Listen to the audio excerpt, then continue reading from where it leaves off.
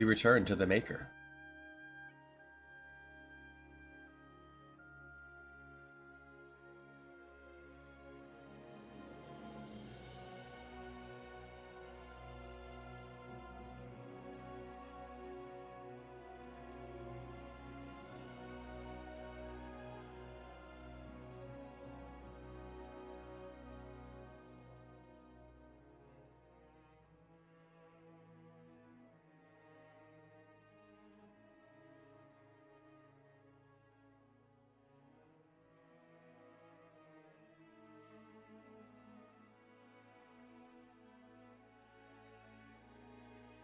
The current plan is once the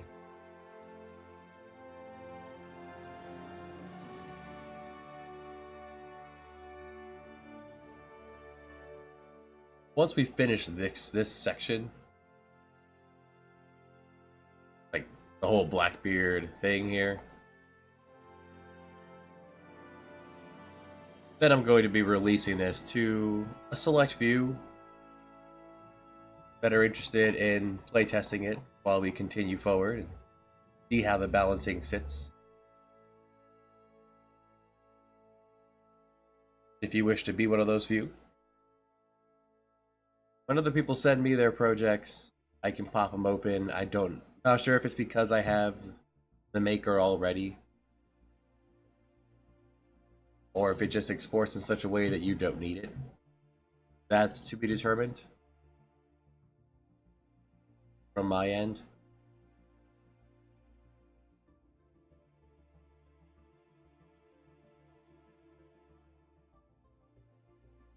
But if you're willing to embark on this endeavor together and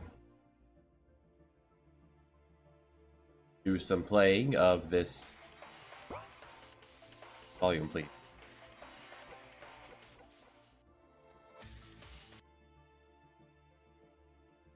This 7+ hours of gameplay we have going on at this point.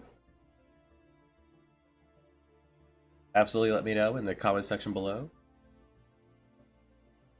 Or jump into the Discord, which you can find linked in the Twitch.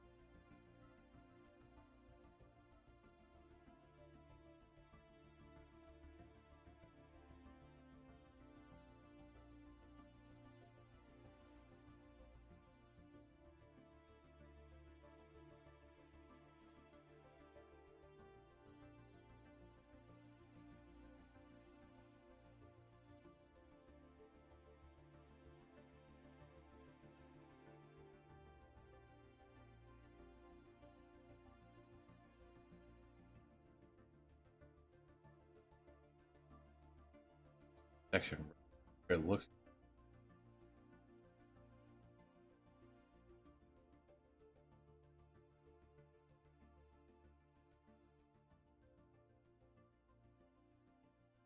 I just.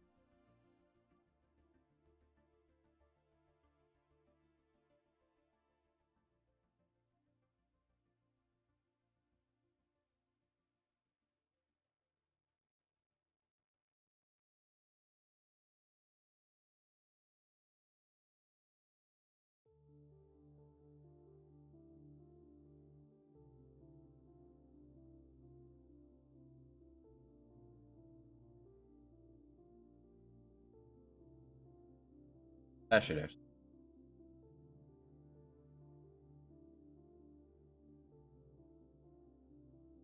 There we go.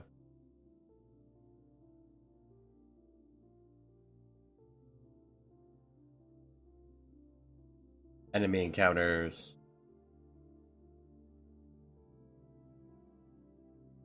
Hey, Jesse. Will be enemy encounters.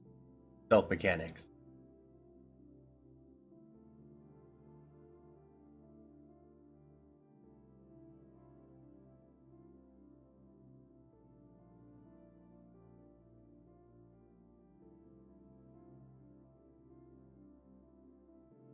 One of the two ways into the place.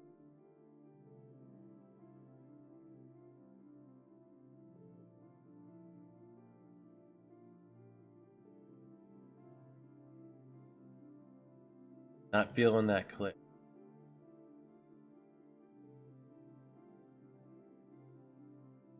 Don't know what the lag time with timing is like right now.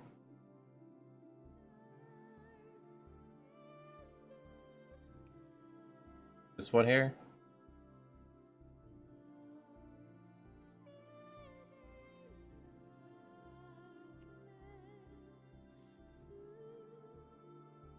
It looks shoddy.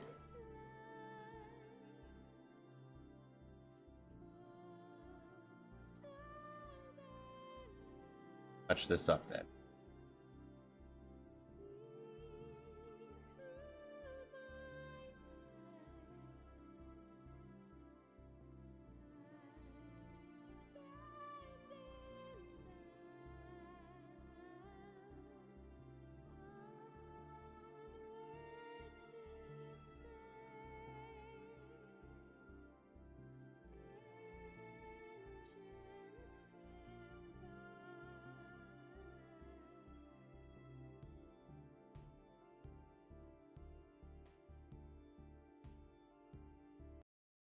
Sure.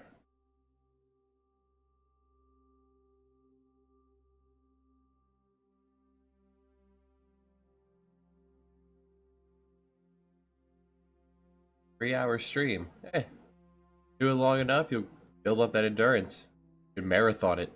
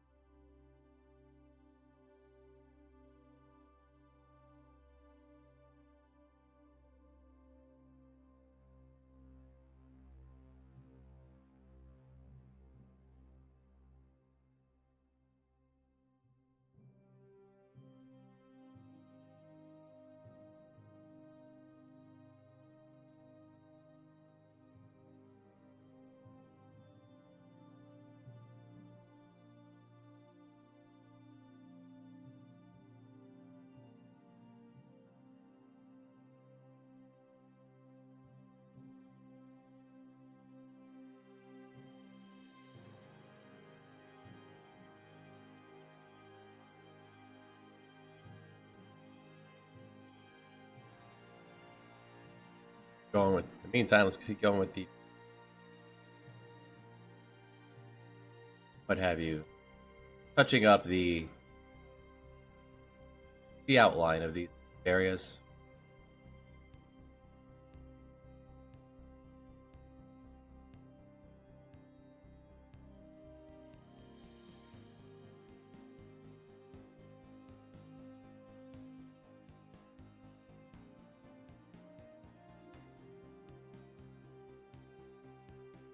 Real clean looking, Jesse.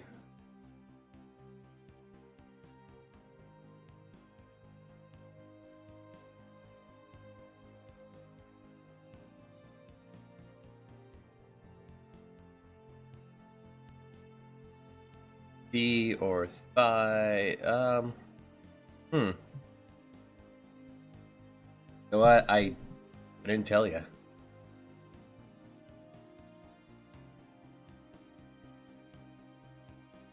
D, thigh, toe, thumb.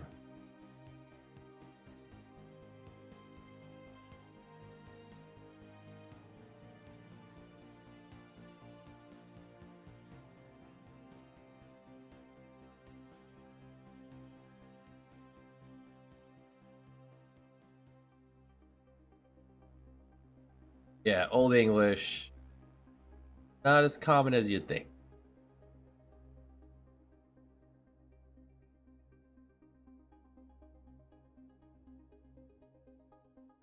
Drawing out the outline, work our way around.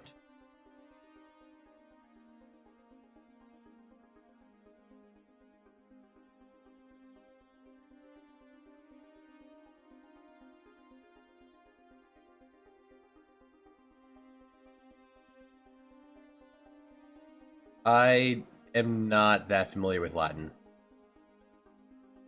My foreign languages were not. They're not as cultured as that.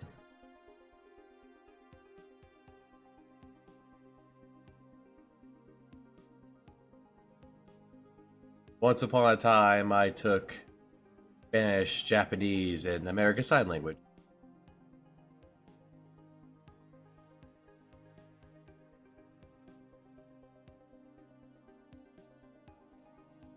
Rock, light, water.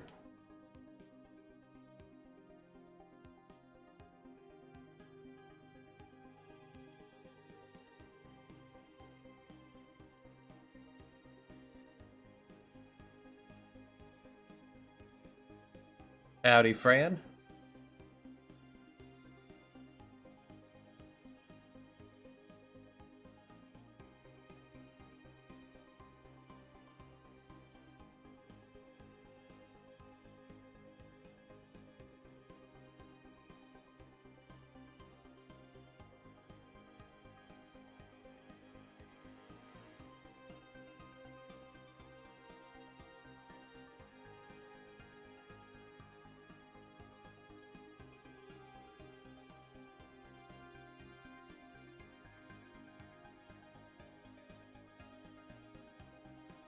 Not familiar with what HRPG is, but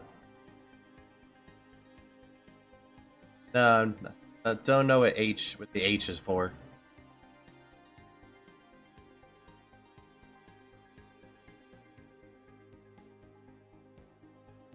Although if it's part of that group that you're in Messiah, yeah, I had a suspicion. Actually, this is exactly how those are made. They use RPG Maker, and some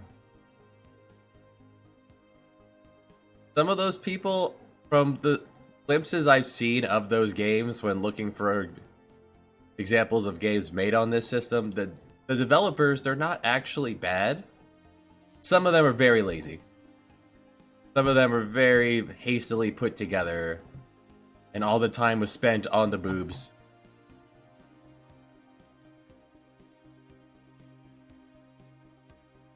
I have not made an HRPG.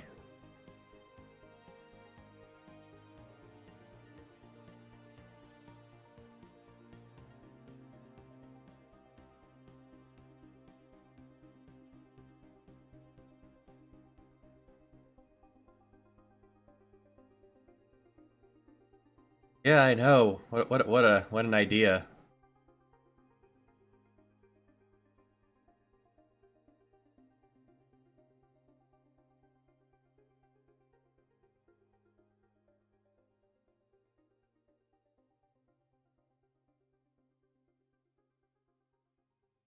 You're only two.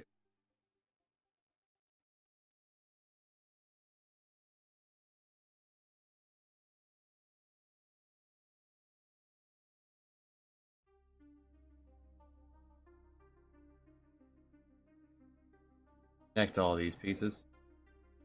The one part I will say, I will give credit to all the HRPG developers out there is that they put a lot of time and effort into their art assets than you'd expect from others. Hey, Fighting Tom. It's not bad having it off screen, but oftentimes you're putting work into things the character player won't ever see. To find out what you could see, if you just hit 1-to-1 and go in like 1, this is typically what the player will have to see, provided they are the center of focus. Don't worry about the parallax messing up here. The parallax is actually broken in RPG Maker. The parallax follows you around. It doesn't actually split. So by wandering over here, we won't see the parallax.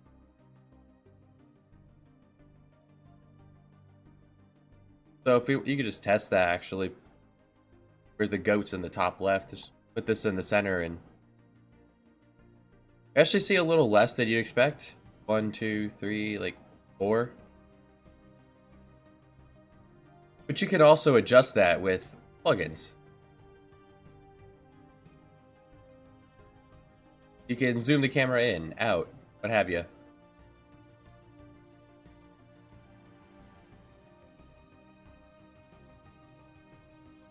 How's it going, Fighting Tom?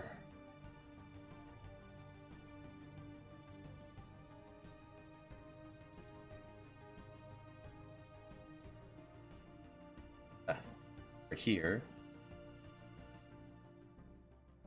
Left side. Pops up. Down. Coast.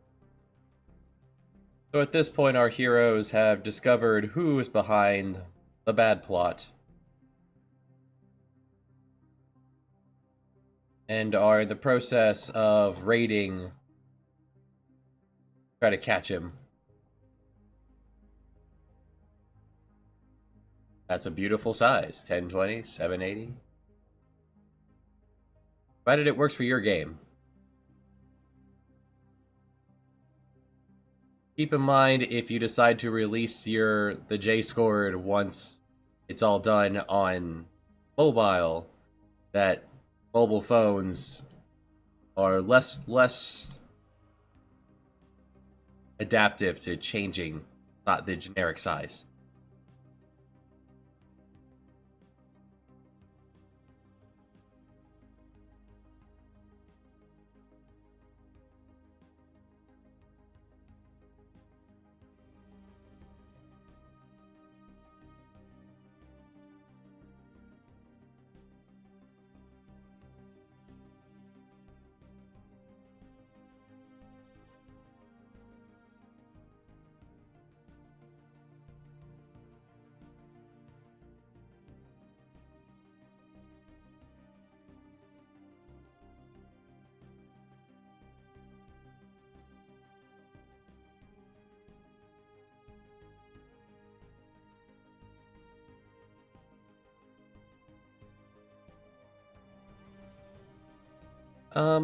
Depends.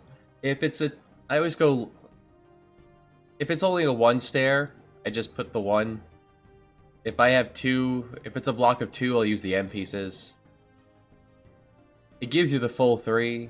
They fit together nicer, and you can always extend the middle for stairs as long as you need. You can't put two middles next to each other. You get a very unpleasant line. Unless that's what you're going for. On an inside tile set, that might be exactly what you're going for with... I have an example here somewhere. The throne room in London? Yeah, here. No. Here, if I were to do this, though, this would give a neat carpeting. If this could be a neat carpeting thing, if that's how you wanted to do it.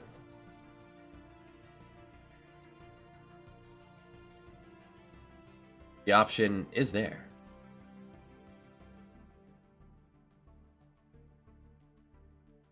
Alright. Slowly work our way down. Filling in things as we go along.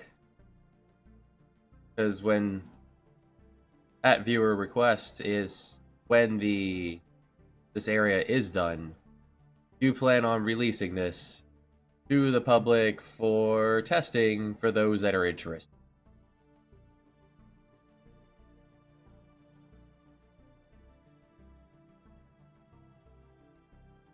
That's enough.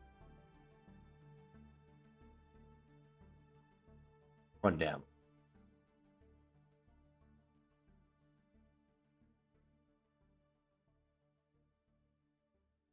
One down more. There we go. Dumbing the enemies. Are they too smart?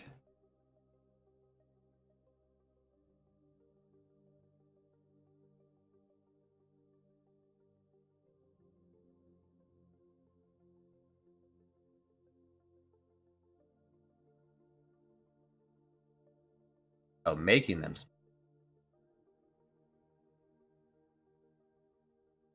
Yeah, that's something that needs to be done as you go, because, oh boy, is it rough to go back.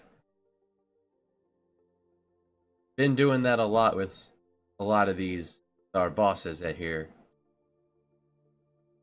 Okay, deciding you want to make them turn-based attacks. State bases are pretty good.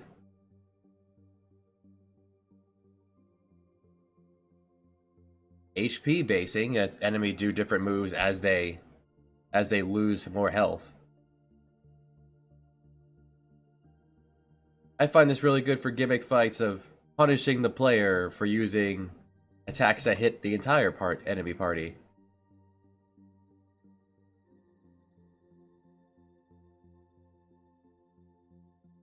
If it's a single enemy, then it changes up the fight it makes it more desperate as you goes along.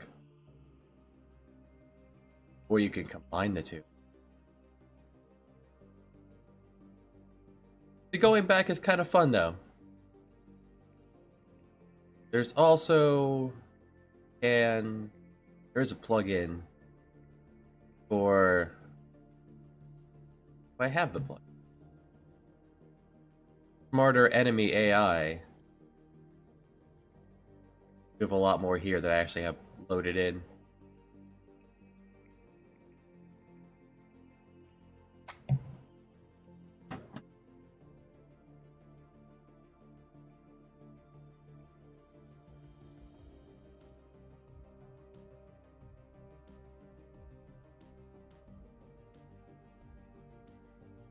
Ah, here we are. The Battle AI Core.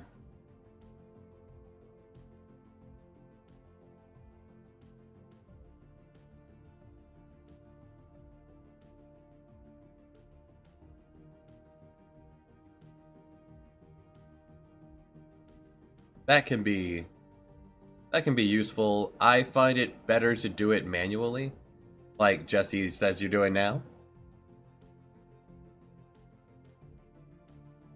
For example, this enemy here, Bulk, he will use Meditate, which recovers poison and heals himself if you poison him.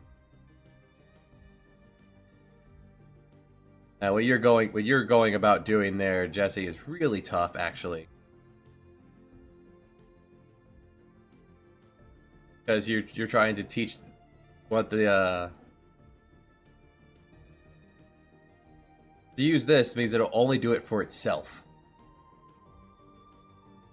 So you want it to heal somebody, but when you're below 50% health, it'll heal anyone when he's below 50%.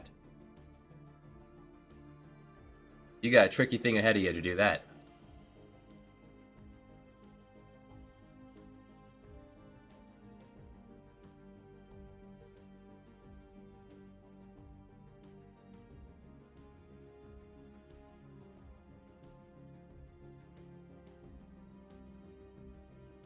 Now there's always a way when it comes to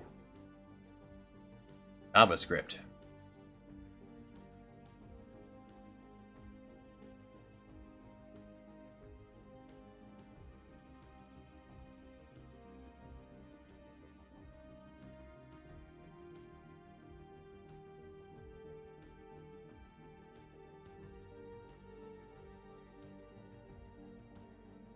One thing I did do, I used this one when I was just looking at Doublecast.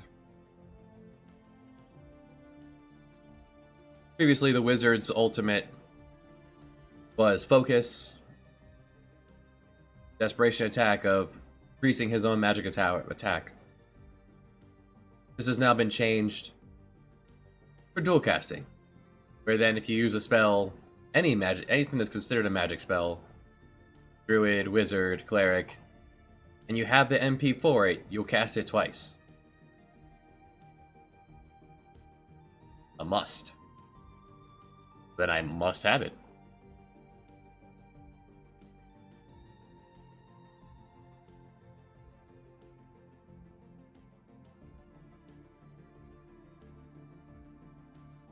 It's a fine day, everyone.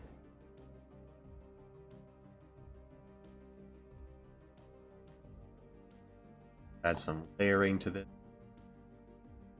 Weather in a battle. Have weather.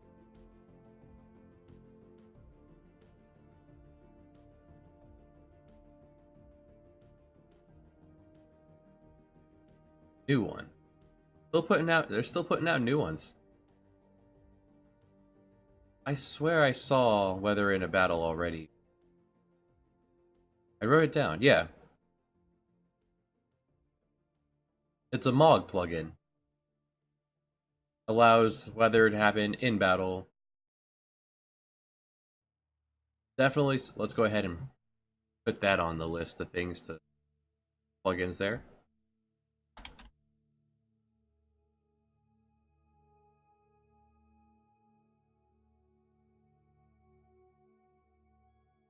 If, of course, we're feeling... Actually, we did do this. Put confusion back in. We had an issue with the way confusion worked because I redid the battle formula. That's pretty new. Because I did my own battle formula, I had an issue with confusion because when an enemy is confused, it'll automatically use the basic attack.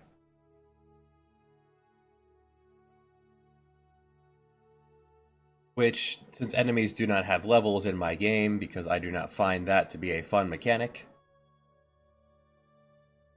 it just always let it confuse enemy to do 0 damage. So instead, put together this, which is just your attack, no defense. Then I change confusion here. Using Ganfly's custom battle effects. Ganfly is incredibly talented and a benevolent individual. And so that instead of confusion being always attacking enemies or always attacking allies, 50% chance that you'll instead use your current action, or if it fails, you'll instead use the skill I chose, which is just this basic one here. So like a Pokemon version of 50% chance when you're confused of using what you said to do or bopping yourself on the head. Which would then remove the confusion. Yes, you can send whatever. That's what the Discord is for, Jesse.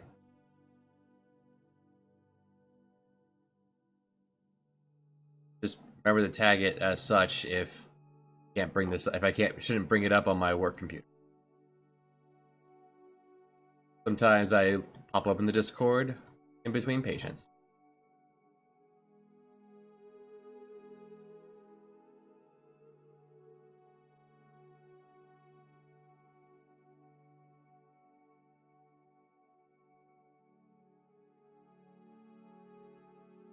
Back a little. I can drag it over just. There we go.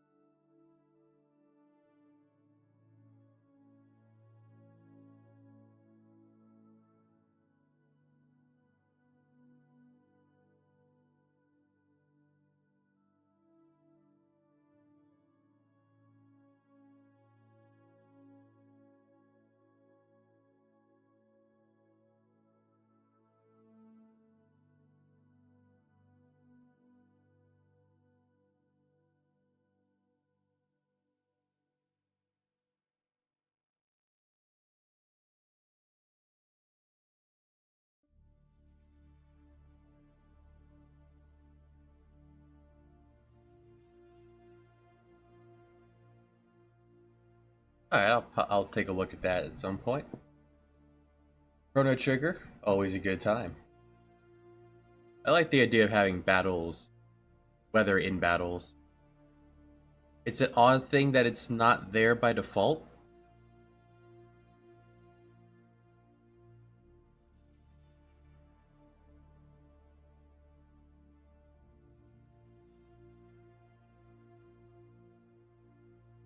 Yeah, it's much better.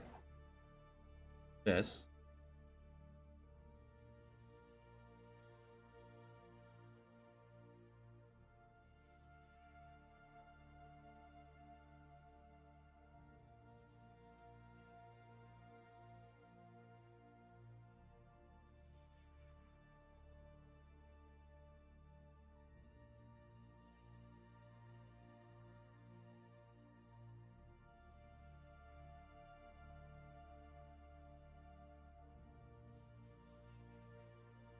To hide that.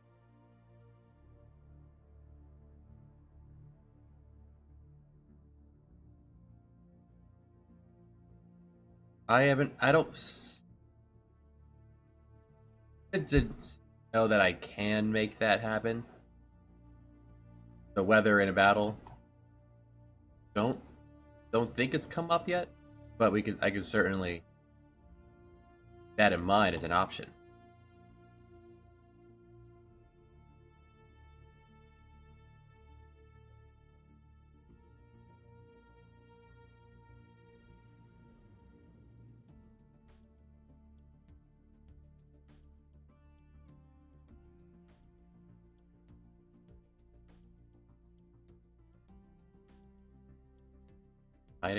Hide the patches with.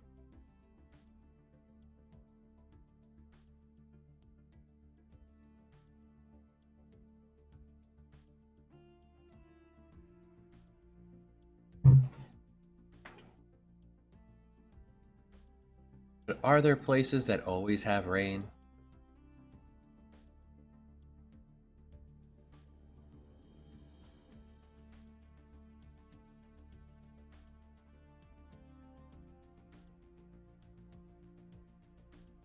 Not always raining in the Amazon, although we are heading out there at some point.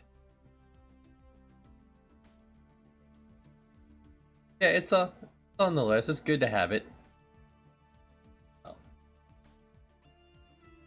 It's on the list. I was gonna use Weather X, which apparently says the same thing.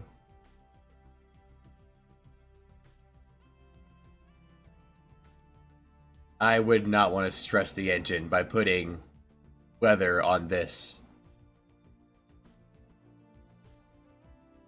But for a cutscene, running into a storm, yeah, I could definitely see where you're going with that, because having the battle with the weather included, much nicer.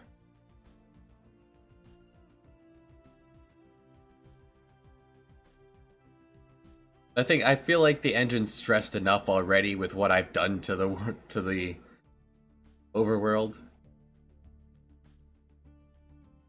I'm only adding more.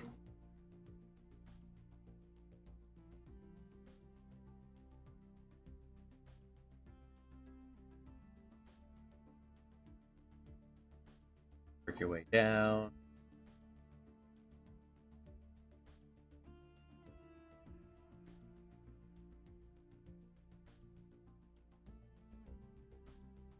Actually,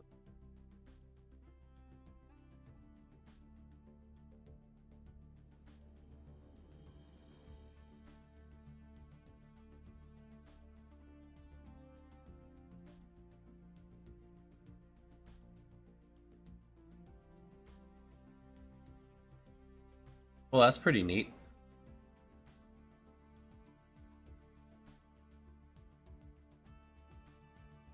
You do this with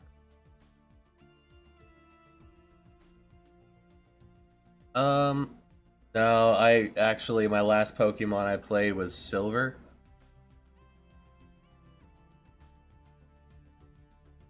Because I am an old person. I remember standing in line outside Toys R Us with my parents, waiting for the release of Pokemon Yellow.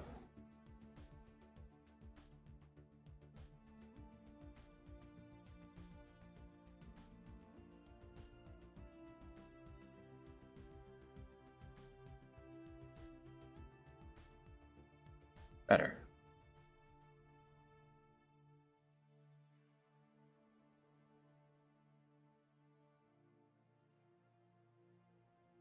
Interesting that they would bother going through that effort. Possibility of rain versus just not rain. I'm assuming you have different Pokemon that come out depending on the weather.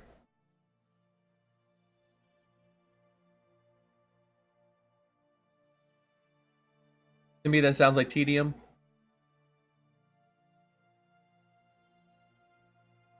The same.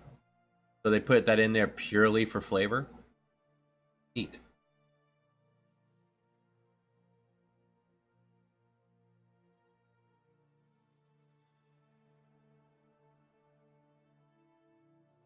The weather effects changes the battle system.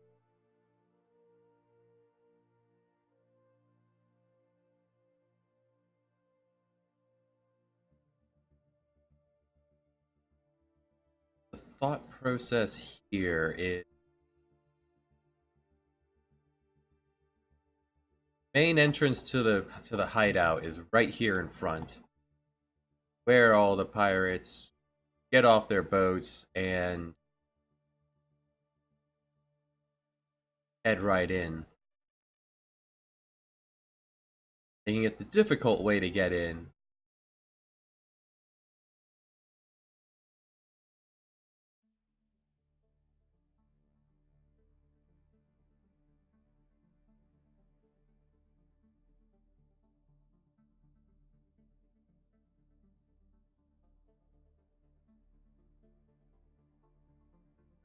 There are ways we can handle this.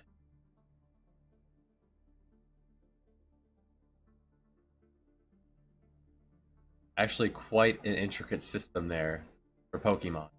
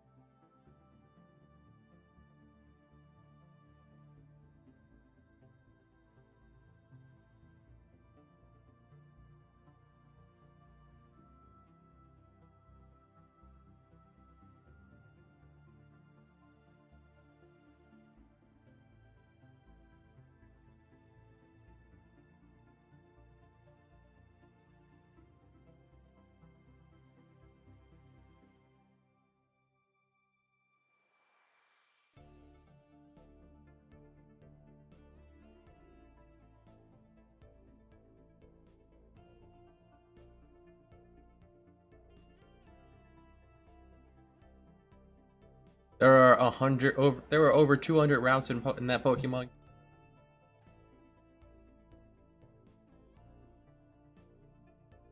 feel like I made this map too large.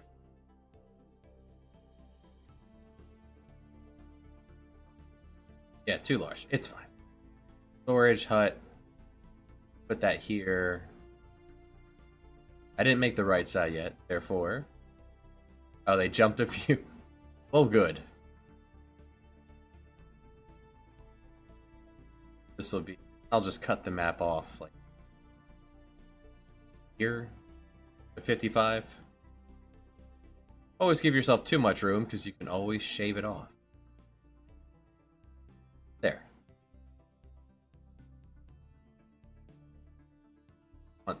Yeah, hold. Be a little more. You like.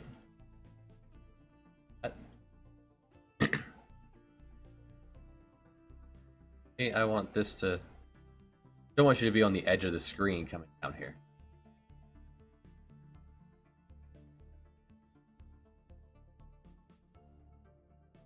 That's better.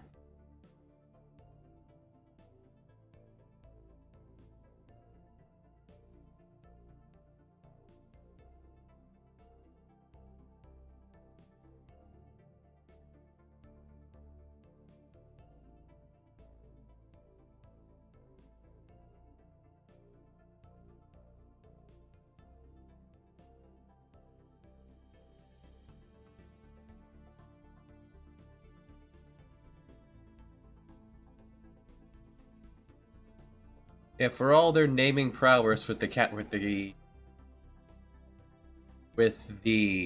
towns and Pokemon themselves.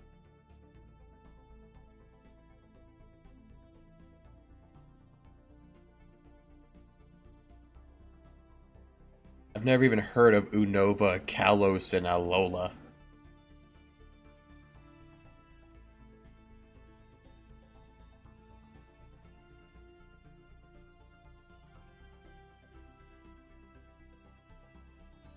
Suppose it's easier to just do it in numbers than give them anything a street name, per se.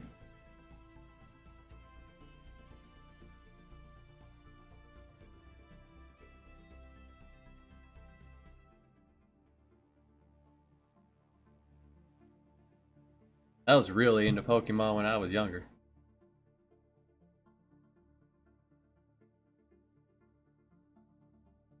Brixie, you're back. You haven't been around for ages.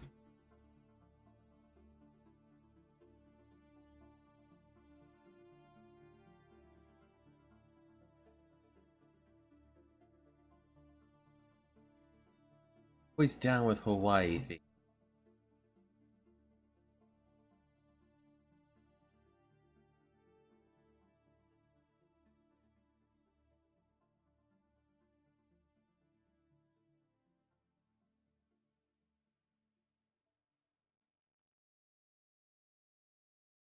I'm trying to remember. I'm pretty sure. Yeah, same game. I want to say it was like January or February first came around, and we were working on the intro sequence of.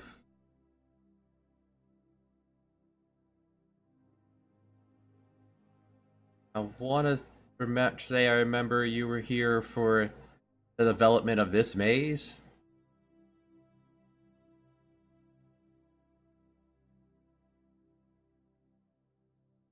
This puzzle here.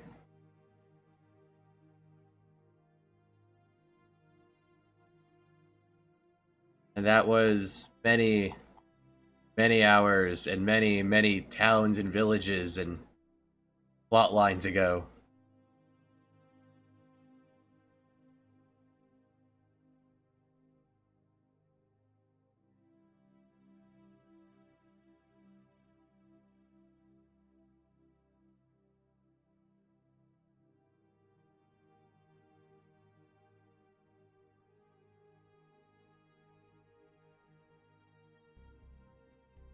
Pounding away, little by little, planning to release a test version once this, which would be the culmination of Act Get out of here, Pagan. Team, please. This is what I want the plot line.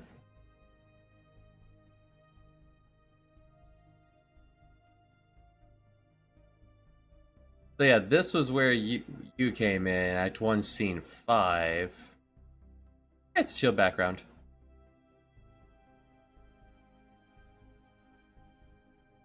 I like to change it up every now and then. And we're here down to 2-6.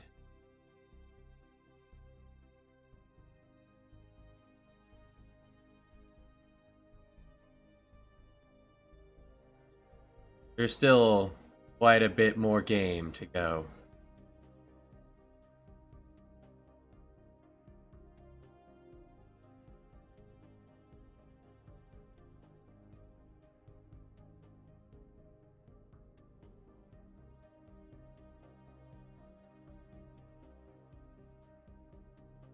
I'd like to shoot for a 40-hour game. Including all, if you include all content.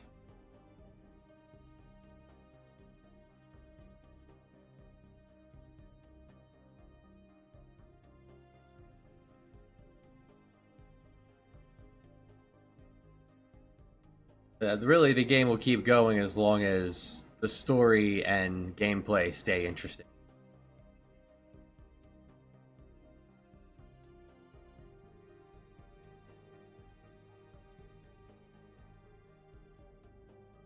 Try to do something to make this stand out just a bit more. There's more to this than it looks. Drag those up later. Built right into the wall.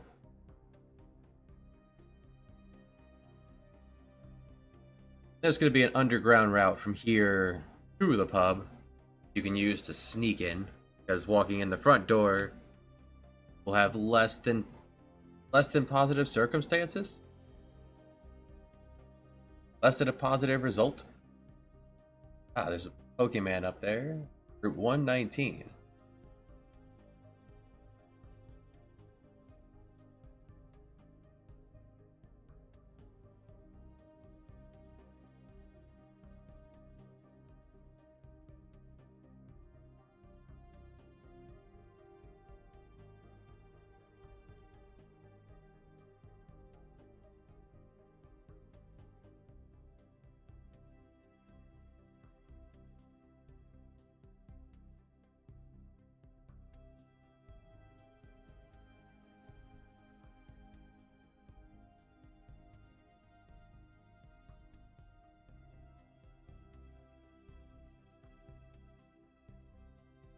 Some innocuous containers around.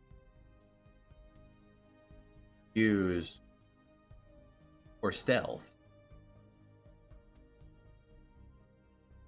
Because at any point you could choose to fight everyone you come across, or you could choose to not to.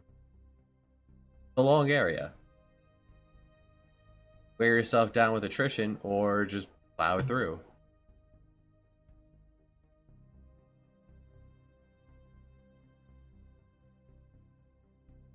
Like ending that on the there.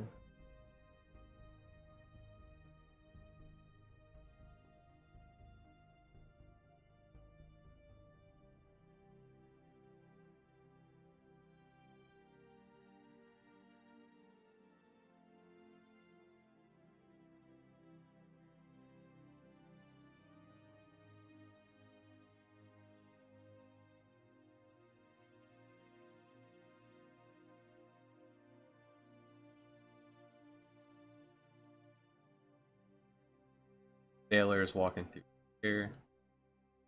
Actually, when you come down here, you'll little cutscene. You run over there, see a whole bunch of sailors disembarking, more or less.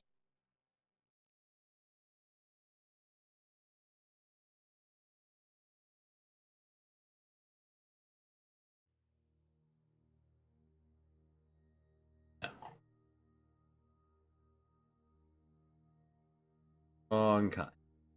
There we go.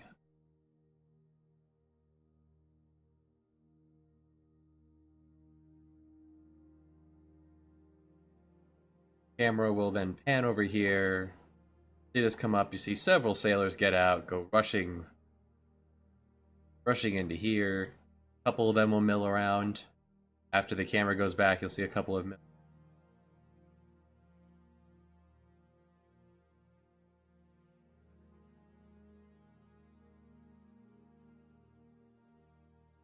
Let's put players on the right side.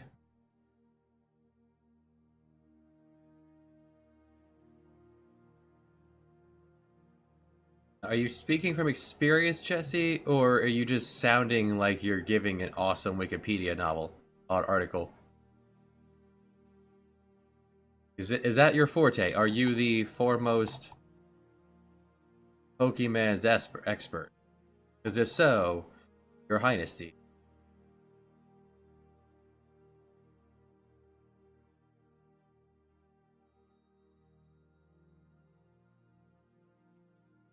right? Is 3 across? Experience and wiki. Just very speaking very eloquently there.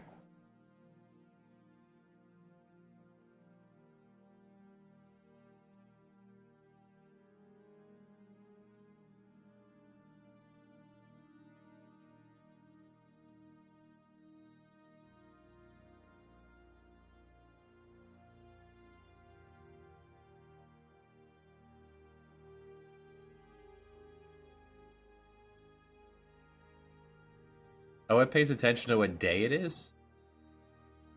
Like, does the game have like an internal clock, or I guess the Game Boy would?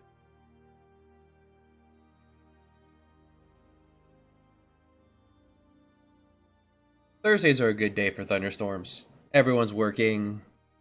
It gets it out. Mother Nature gets it out of her system before. Neat. Before the weekend, so people can enjoy it if they do things like go outdoors. I don't know who does that.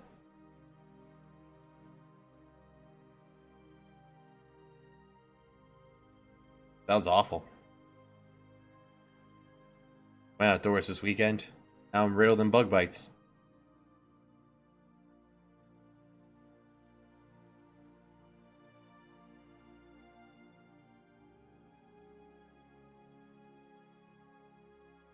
It's kind of neat that games can do that. I remember that being a neat feature in Animal Crossing back in the day.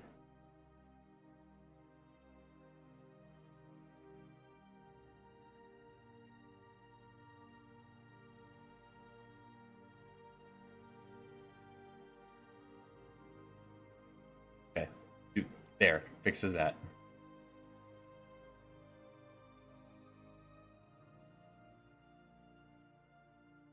Yeah. This is adding some flavor, some layering to an otherwise innocuous, just cliff. The point is down here. This is the path. Get there.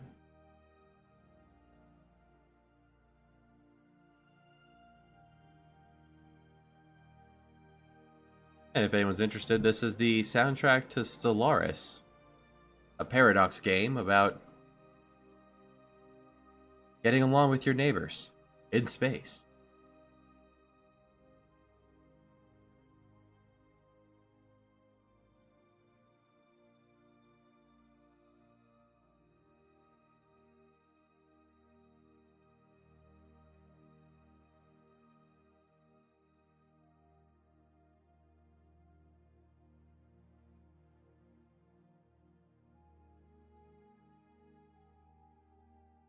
Bring it back up.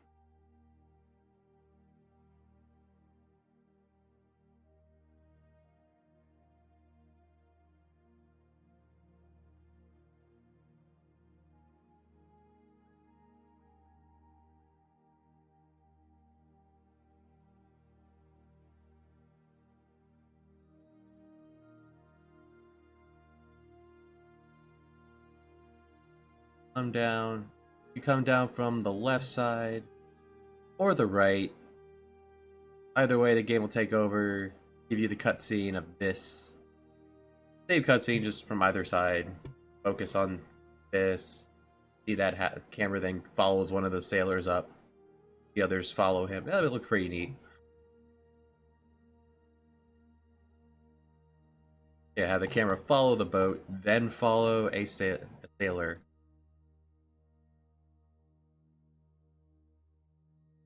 And then it'll just go back to whichever spot you were at. Which actually don't choose, I would just say reset back to player. Either way, it could be the exact same scene. After it goes up, trigger sailors milling about. Not too many of them. Sailors, monsters. Blackbeard does not discriminate.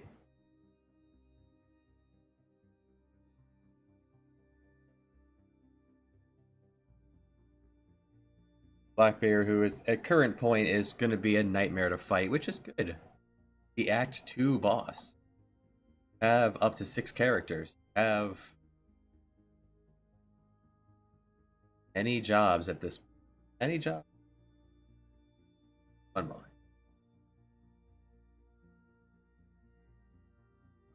Many choices, many jobs. If you picked up the extra character, you have even one more class.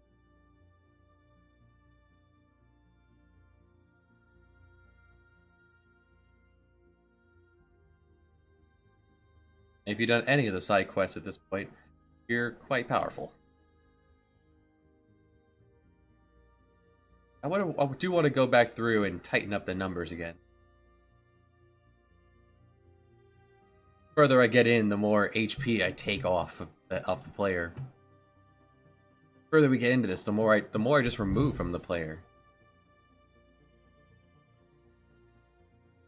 Keep it interesting, challenging at the same time. Bring this there. There.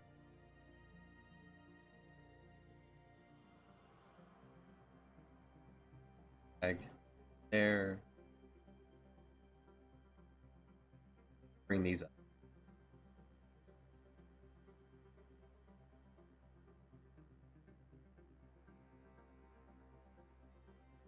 There we go. There's a basic outline of that.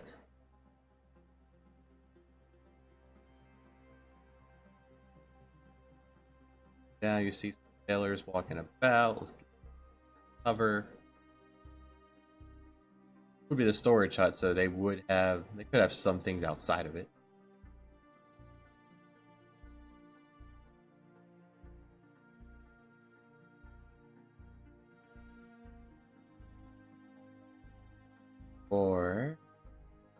Or bring this down.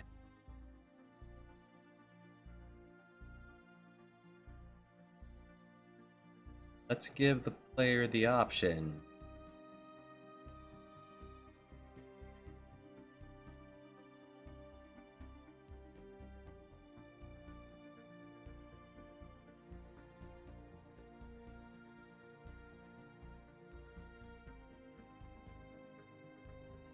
Let's give the player the option. Stealth kill. A placeholder, bad guy. Get some placeholders.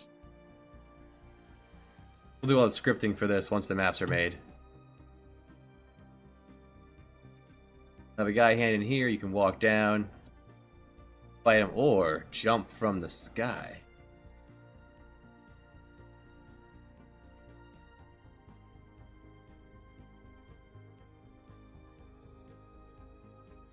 What game does Assassin's Creed style?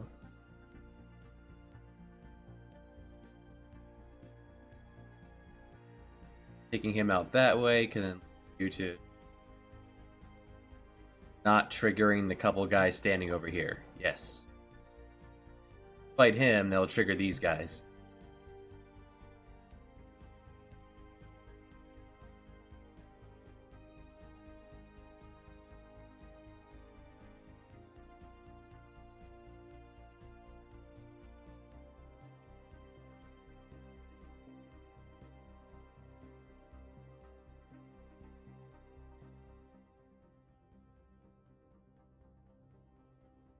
So on a fighting route, Now punch these guys, punch them up.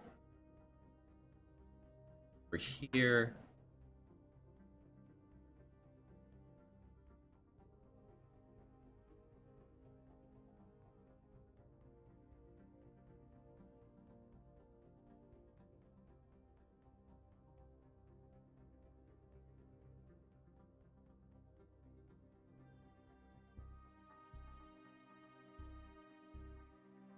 Sailor and a dog. They'll be doing a little loop-de-loop here.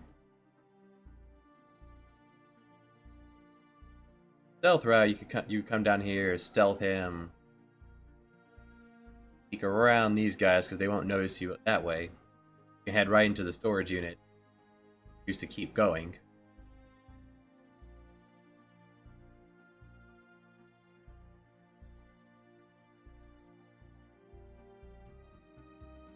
Fight route, you come through, you beat them up, come over here, beat them up. They'll see you if you walk past a certain point. If you came from the other way,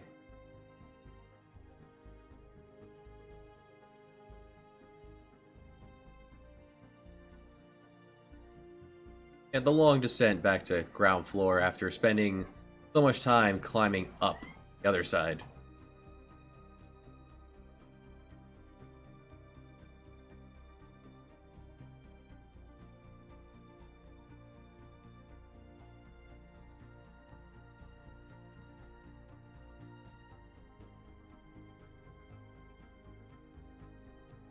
That's fine, this doesn't have to be perfect because player can't see.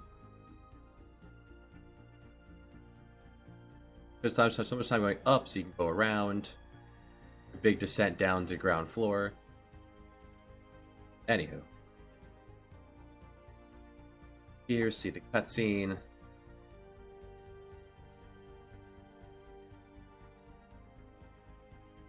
Got a couple guys just out. You behind here or punch them up.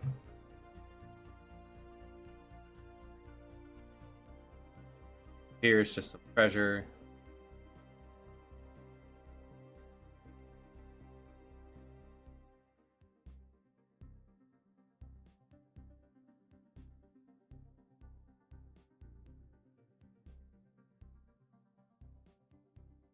Around to get to the pub.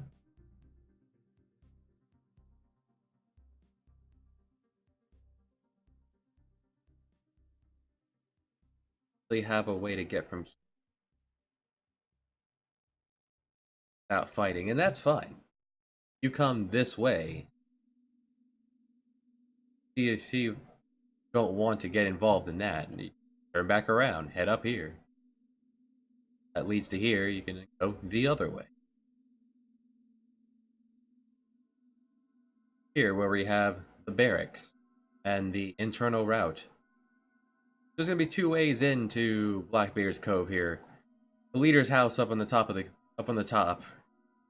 He can get you the password and some disguises to get in through the pub. But his door is locked. The key for that is, in fact,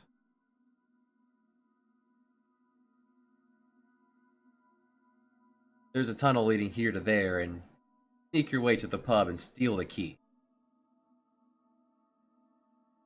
That'll be a whole nother thing. If anyone is interested in testing, just drop your name in chat and or the Discord, and I'll make sure you are on the list of people to send it to. Figure like maybe 5, 10 people total.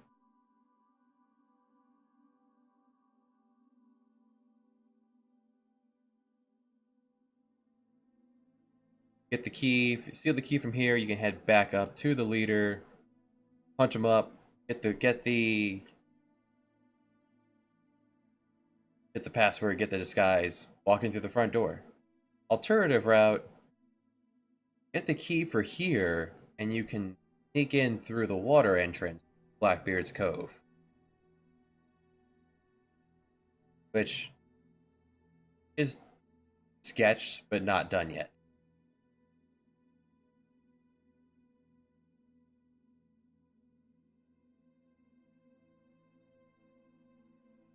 While the key for the code will be head into the barracks.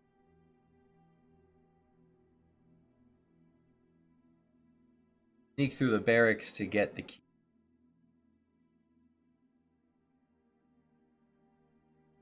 To head inside. Needs to be one more step. Bring you down.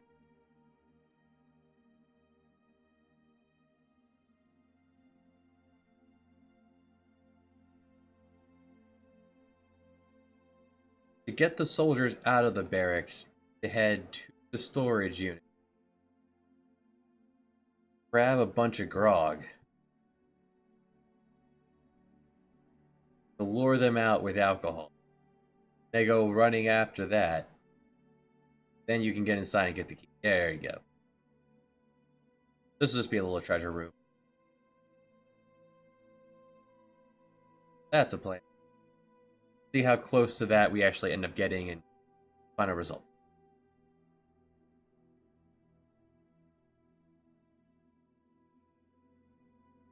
That's why that part looks fine. Nothing special here.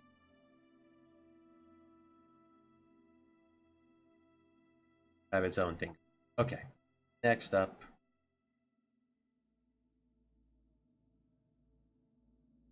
Tunnel. Leads you from the storage unit to the pub.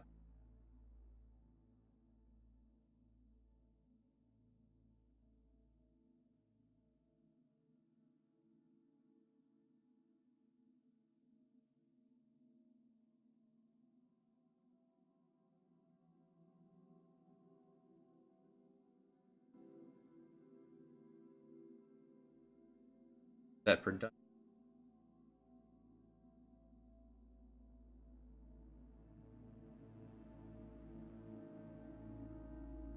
Now we're talking.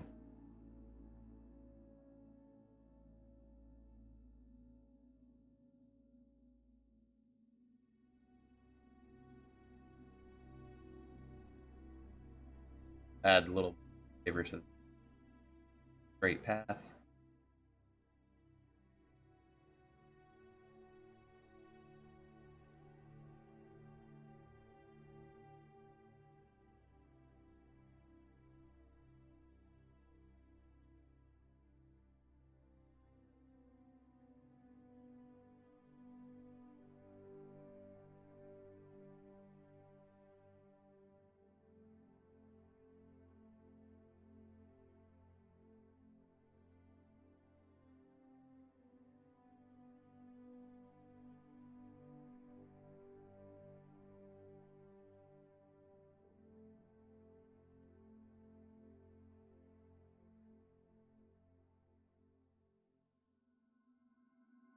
This will be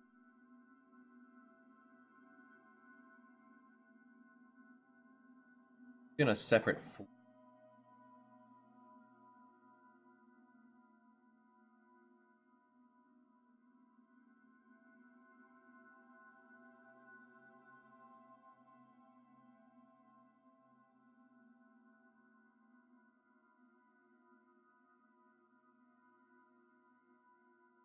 Fall down to this from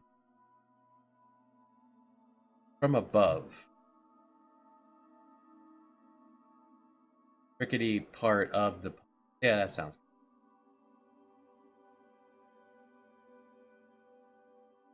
good.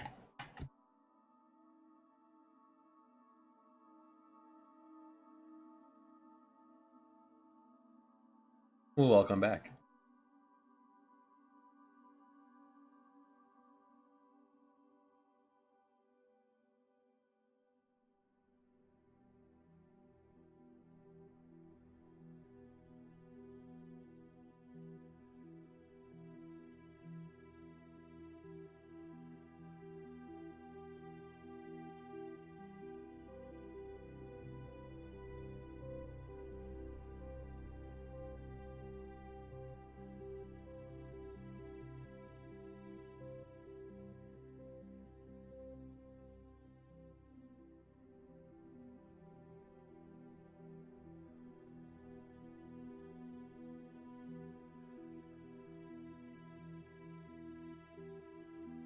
Um, as in this is free draw the pencil? I've never used it.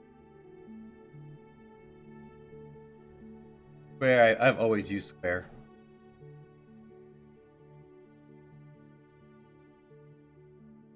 Pencil seems very tedious. Get anything done.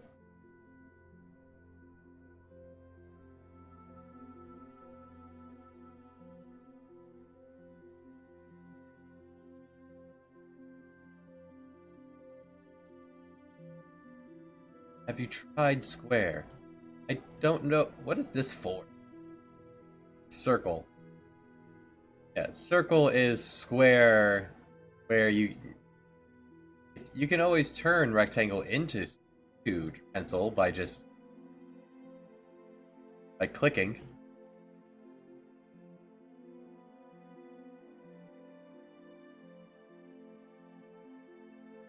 I guess I do that. So all this is done.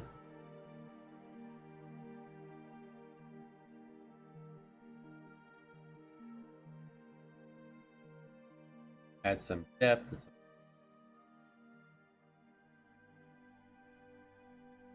There are many ways to do things, and whatever fits best for you and your art style.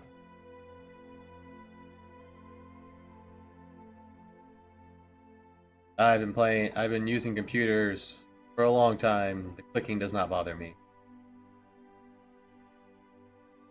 Clicking could bother the viewers. I feel like the noise gate gets out most of it. All path here.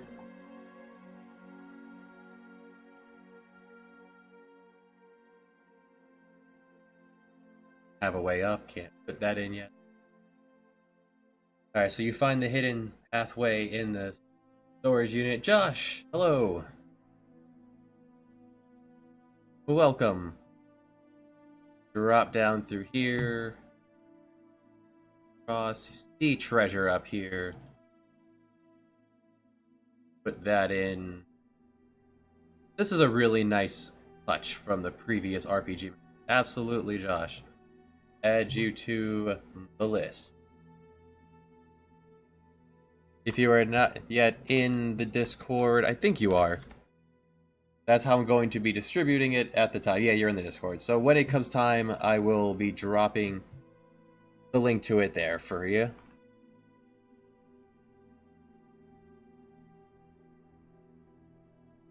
Okay, perfect. NPCs that make their move mid-turn. Are we talking in combat?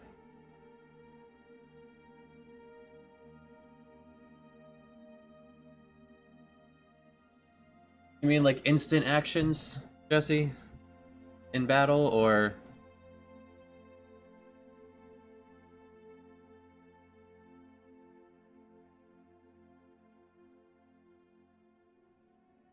It really depends on the combat system and depends on how balanced it is. And this will be where you jump down.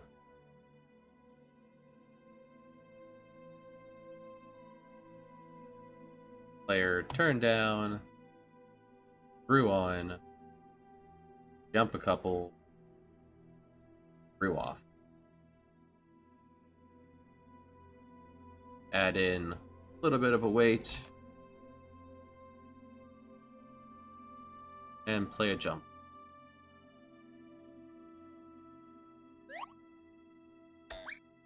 Right, now pogo stick.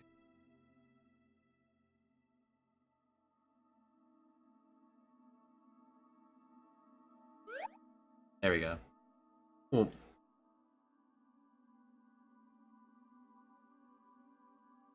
There we go. Got a slide of 30 HP.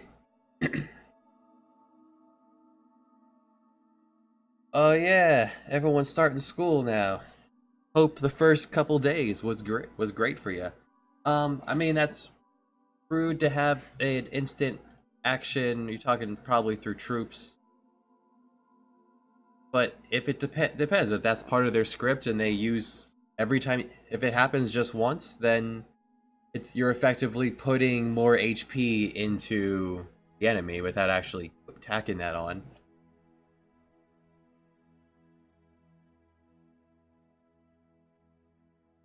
I have when he drops a 50, he buffs himself. If you have a way to remove that buff, then he just wasted a turn.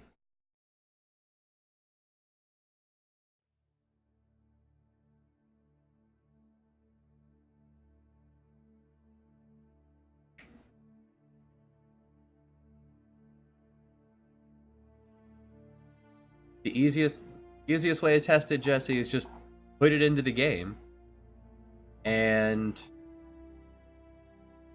see what you think about it. If you test it and go, well, that wasn't fun. A lot of my enemy designs end up changing because I tested it and went, it wasn't fun. Or I wouldn't have thought for that answer.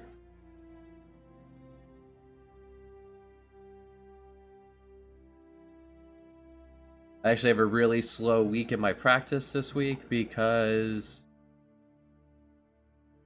all the kids are starting school. No one wants, and rightly so, no one wants to bring their kids out of school on the first week just to go get their braces adjusted.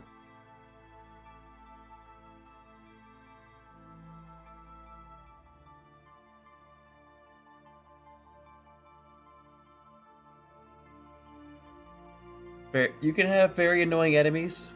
That is always okay. Just keep in mind that you have to have a way.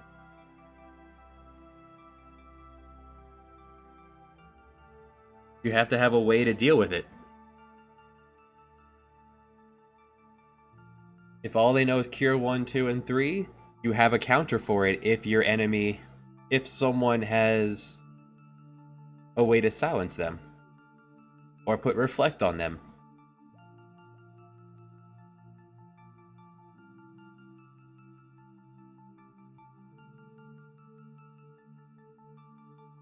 Oh, thanks, man.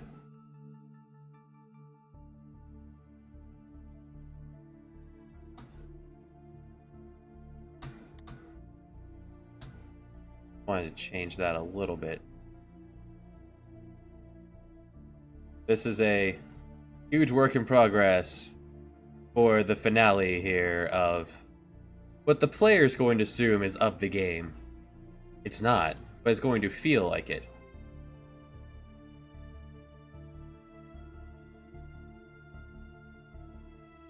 Finally time to go after Blackbeard for everything he's done.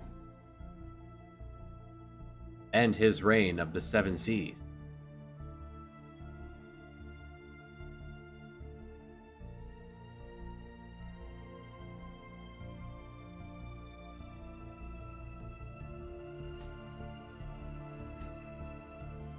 Reflect in itself is not terribly nasty. Yeah, this is the pirate area.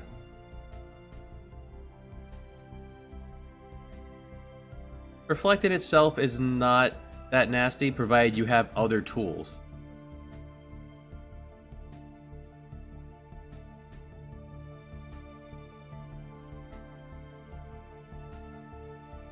Oh, hey, Fighting Tom. Appreciate that. Well, the music's getting a little loud. That crescendo, working its way up.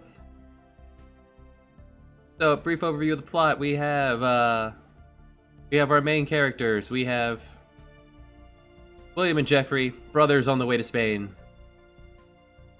They get abducted. They accidentally cover its own MP. I mean, it sounds like a good boss, all in all.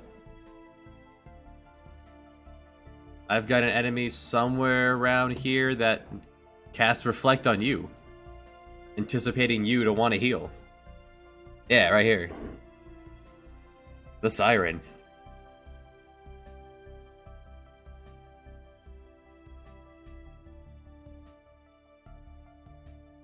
Just keep in mind, anything you give an enemy can be good and can be tactical if you have a way around it.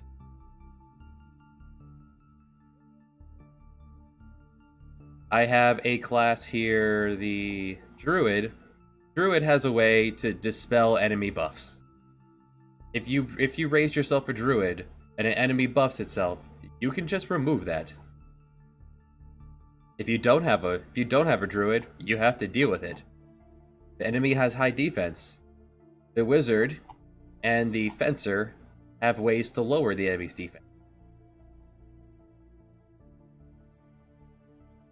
You have a powerful enemy that has a lot of magic attack, but very low MP. The Soldier has a way to attack their MP.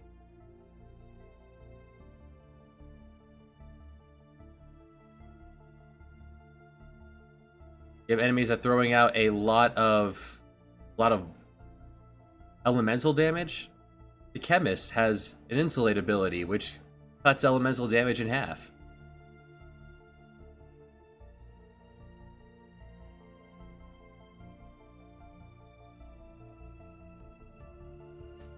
Clerics, just overall useful, can barrier and magic barrier, they just cut damage in half, incoming physical or magical damage in half. But you have enough options that if you get silenced or the enemy tosses up Reflect, you could ignore it. Soldiers, Fencers, the Wild Man or Berserker class, they're not restricted by magic. The Ranger. Just change the way Sorcerer works. As in, you're no longer a Sorcerer.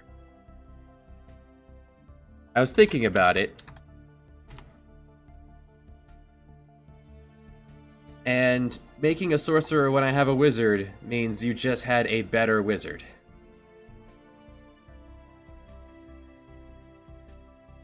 Now you got a new one, the A70. Not familiar with the A70. And, does the... Now, Jesse, does your game tell you if the enemy has Reflect up? Because if there's no specification that the game... Huh? Oh, that was a test one. Drop that. Open spot. Condor. Move you up one. If the game tells you they have Reflect, then that's fair. That was a common event.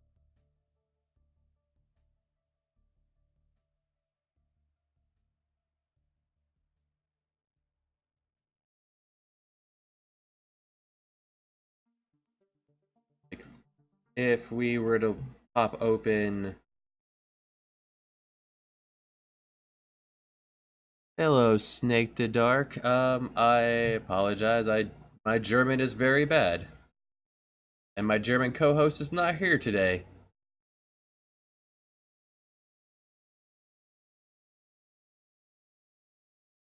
If I were to pop open...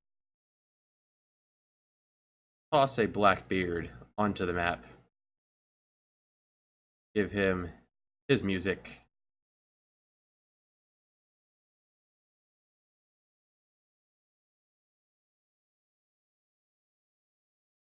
Turn the music back on, because pretty good.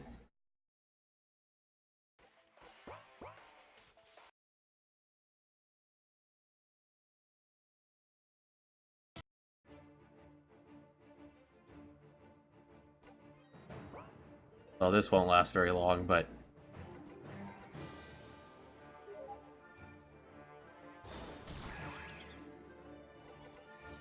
Right, that was testing the rebirth ring that we fixed it, so it now disappears after it revives you.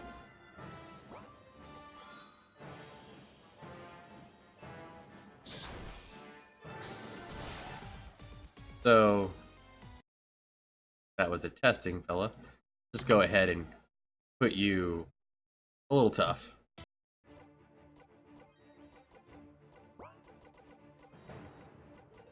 So Blackbeard, for example, is a counterattack base boss.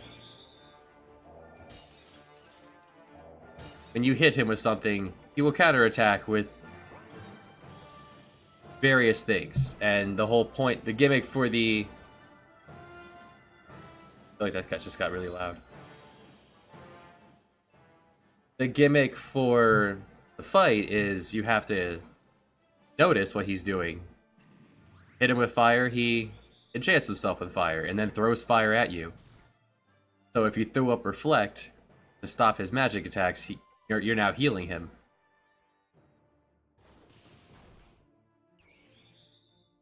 Fire, lightning, ice. Better, the game slowly teaches you all the mechanics.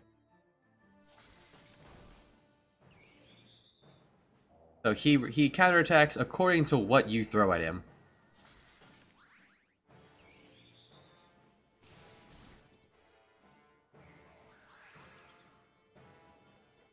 Well, if you could not, go ahead and put a couple of those on.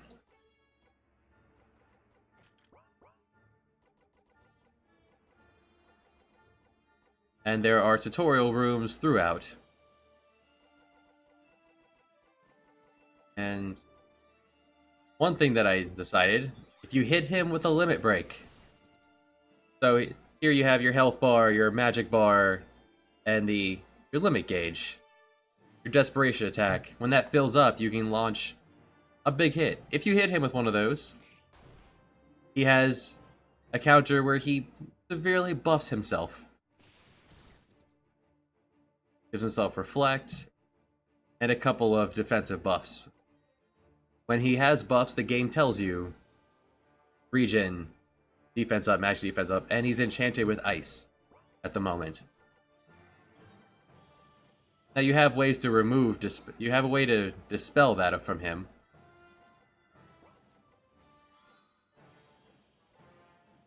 Now there are elements you can hit him with that he does not counterattack with, and that's the whole gimmick of this fight.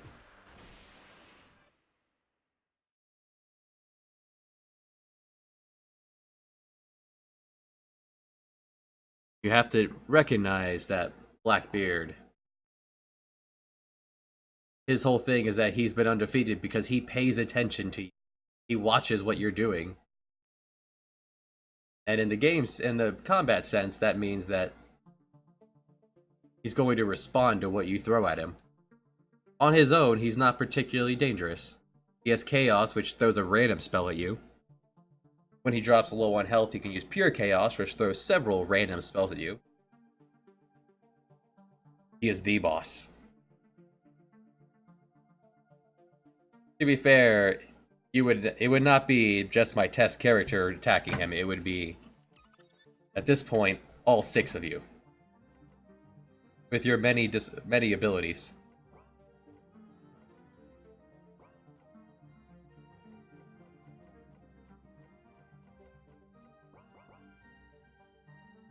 Yep, I got rid of dual wield.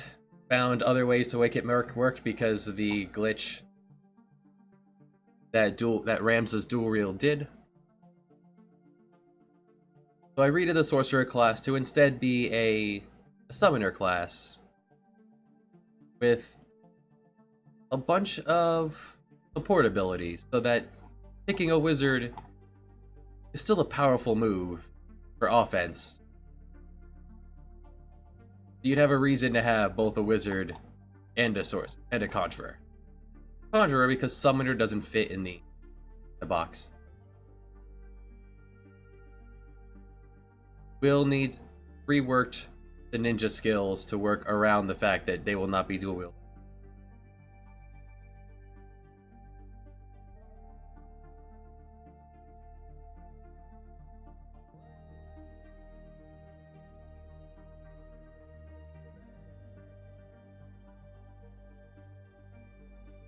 Pretty this up a little before we start on the internal areas.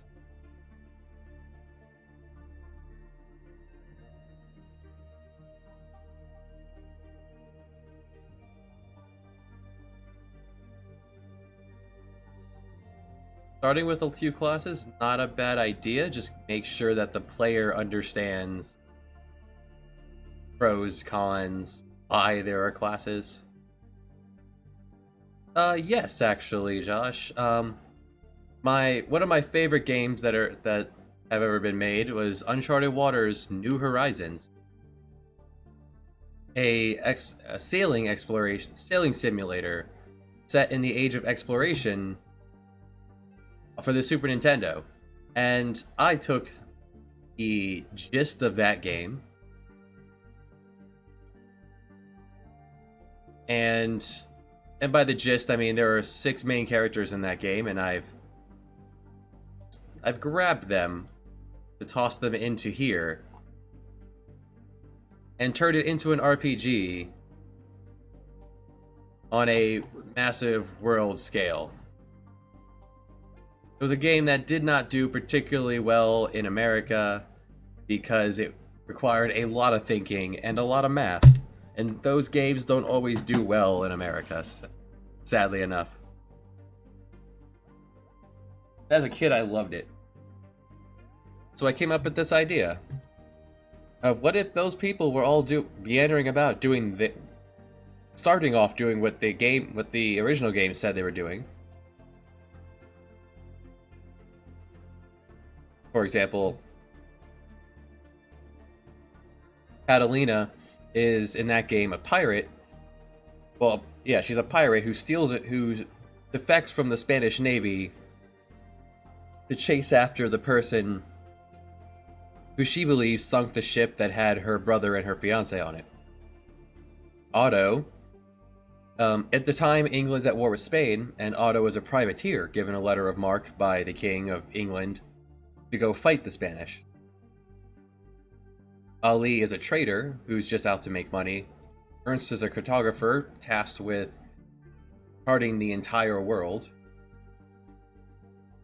And João is a young boy from Portugal, son of a duke, who is out looking for the secret of Atlantis. In the original game, he does not find Atlantis because Atlantis does not exist. And we have Pietro, who's an adventurer who's out looking for money. He's pretty much the same thing as, pretty much in the game, a copy of Pietro. Catalina are copies of each other. Ernst is the one I like to play as. And João is kind of a mixture of all the searching, the combat, the exploration. Hey, Reihaku. Doing good, how are you? Now, this is a fantasy world, so of course we are going to find Atlantis, but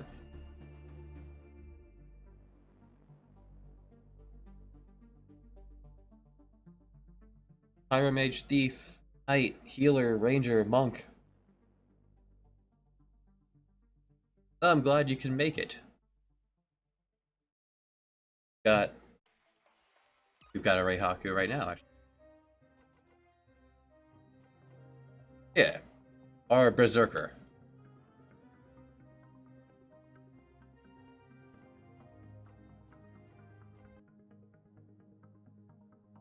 You make a good name for a Berserker.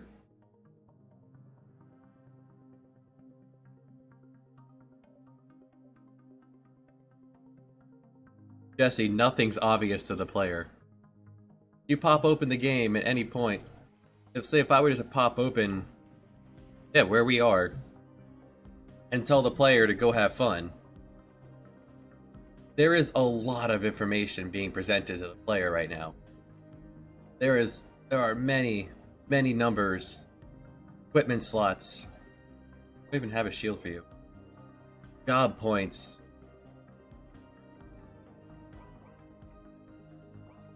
Let alone, there's no explanation for any of this.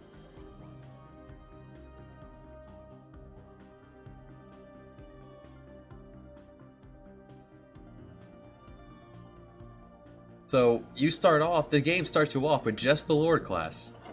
The Lord class can equip anything in the game, but doesn't have any skills. Just their one limit break. And then you slowly get you slowly get more classes. So it's 5 at a time now. It used to be 4, and I added in.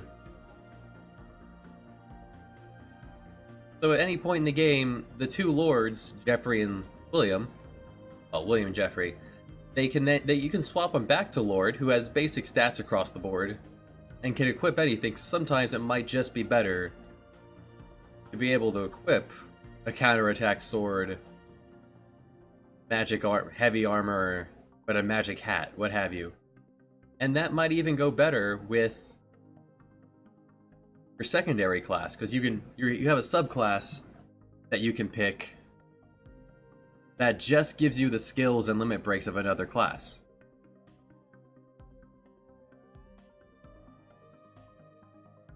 Guy starts with leather armor if I stay. I haven't come across that yet, I don't think.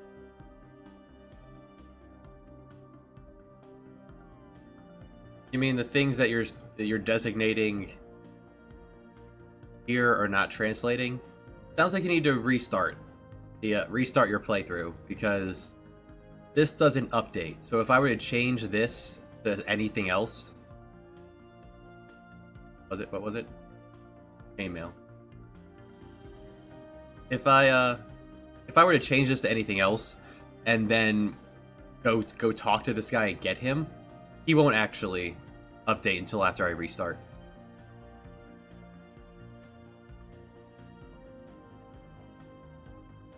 You start with the lore class, and then you work your way.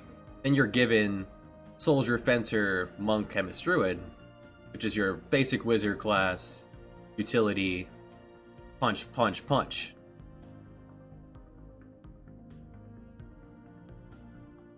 Well, that's actually pretty interesting. Is it in your inventory?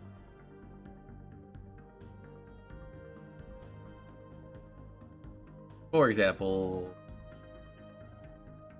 William starts with a broadsword and leather armor. Jeffrey starts with a saber and leather vest. So let's pop open a new game.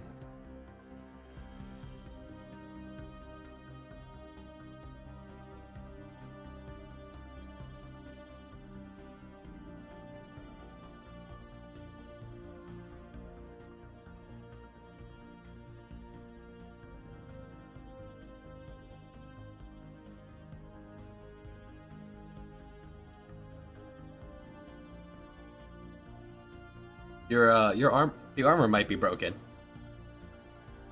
or it could be a new glitch.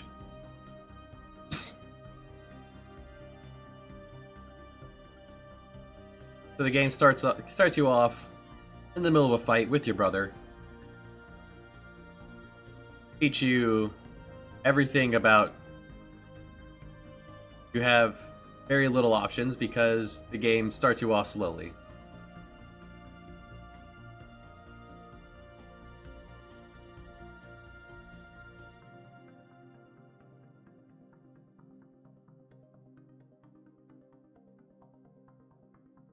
About band-aids or your basic item, recovery item.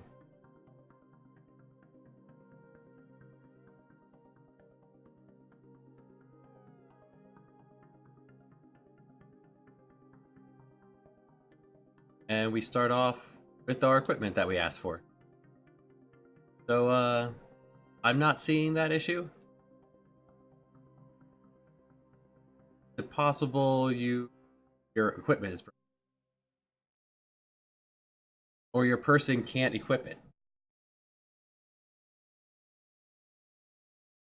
Ah, you were there as a teleport. Well, let's pick up the next person then. I was testing something. Welcome aboard, buddy. And he starts with, we got a book, leather hat, leather vest. I asked for book, leather hat, leather vest. Looks okay to me.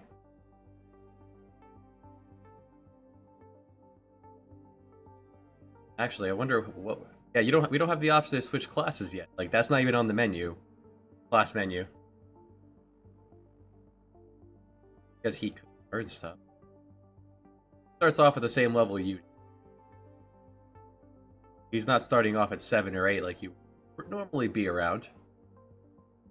Starts off at 2.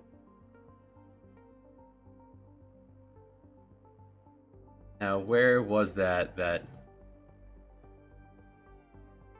harbor? Yeah, you, ma'am. Goodbye. Thought you don't belong here. The game slowly eases you into things. So, throwing a lot at the player is just going to cause the player to pretty much ignore it and move on. Like, well, I guess it's not important because there was nothing about it.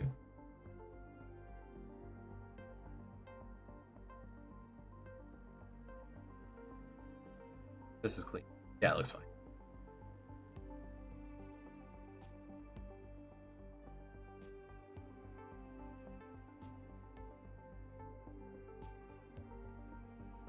I've been playing a lot of Stellaris lately. It's a fun game.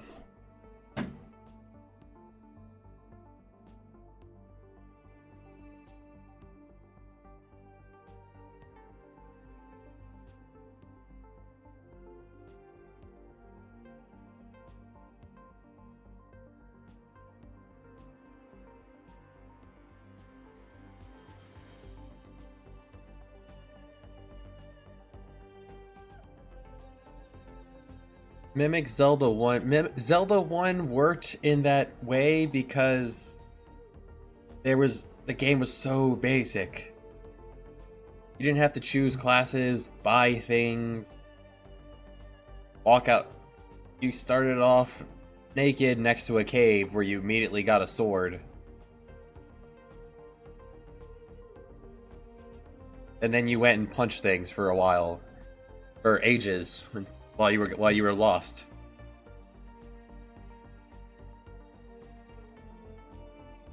I guess we need to do the insides of some of these. Let's start with the leader.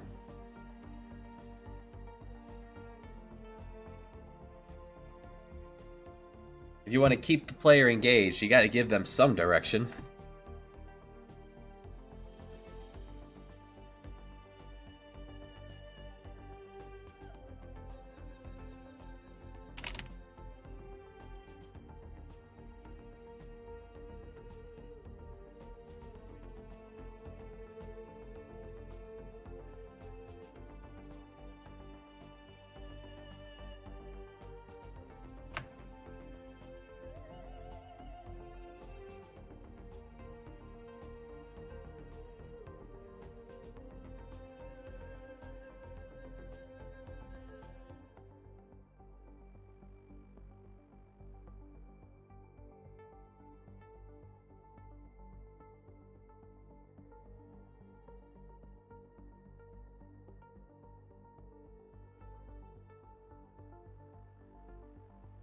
Has a brick outside, so we'll have a brick inside.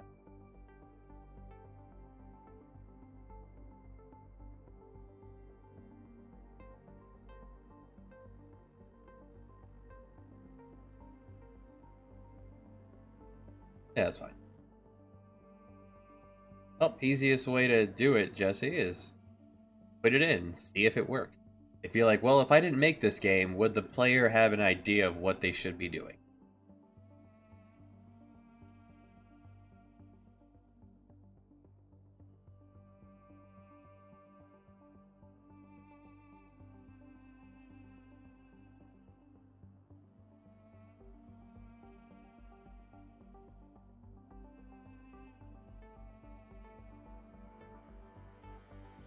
I feel like I want this to be a little bigger than normal. It's just a little.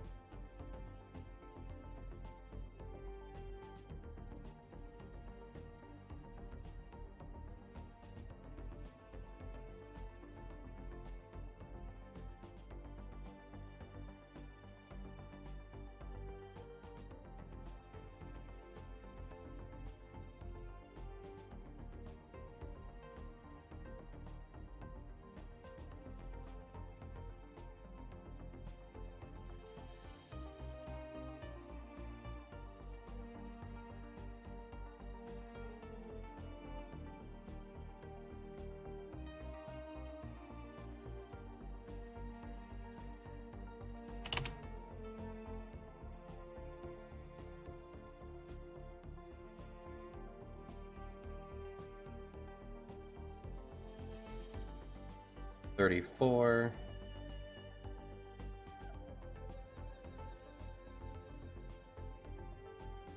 Give me a key. Any key will do.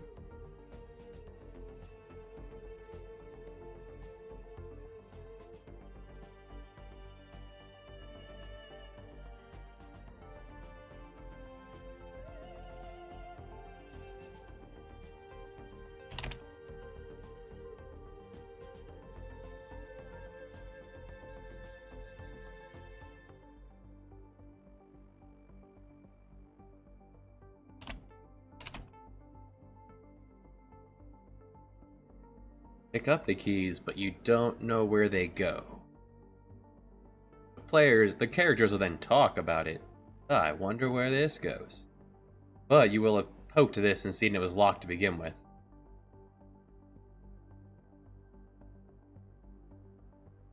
Alright, so the idea... Grab me. Meaning, I do need another version of Will.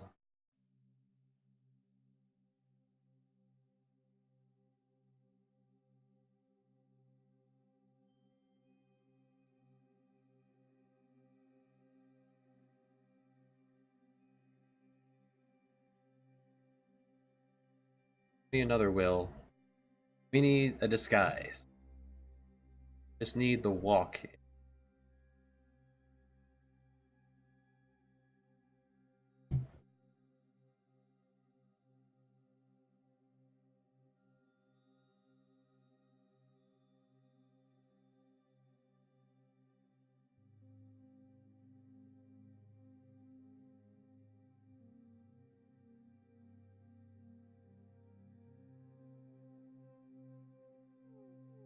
Oh, he's so sneaky.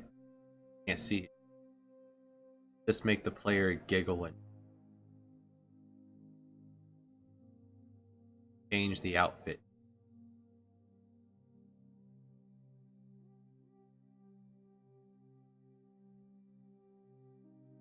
Or would that would be enough of a small giggle for me that his disguise is just a hat and a cloak. Just tilt the hat down, the brim. Now you can't see me.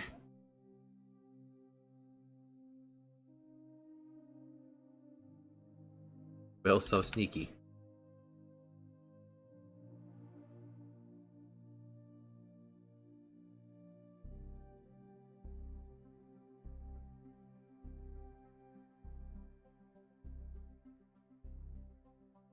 We'll just toss them all in. On the off chance I feel like making Sneaky Will have to do a fight.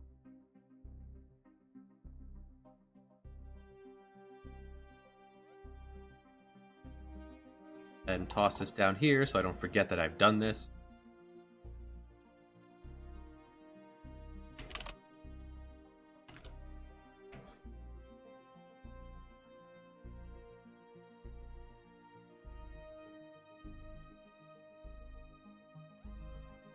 This will add more to Will overall.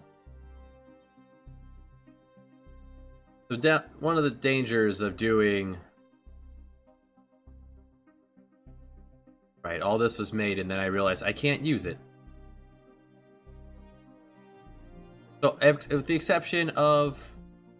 One neat thing I've kind of put together was with the exception of Will and Jeffrey, everyone else, when you change their outfit changes depending on what class they are. So Bull, Catalina, Otto,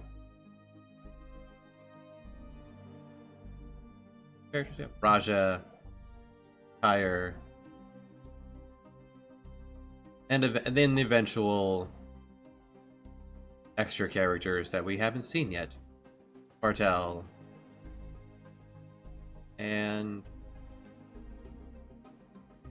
oh yes, love interest.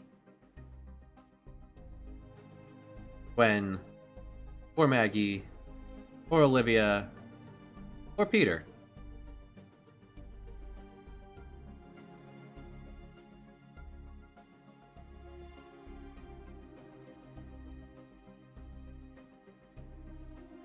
But that's down the line.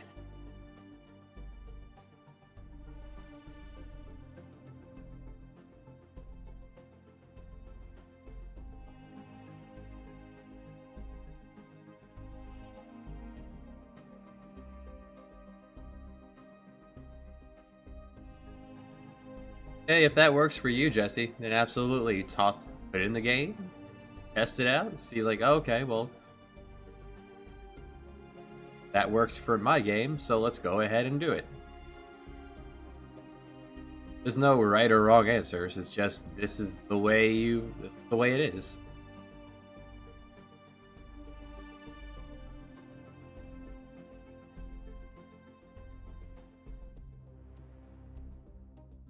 Yeah, he's the captain of one of the boats, leader of the outdoors. Sure, he gets a bed. He gets a bed.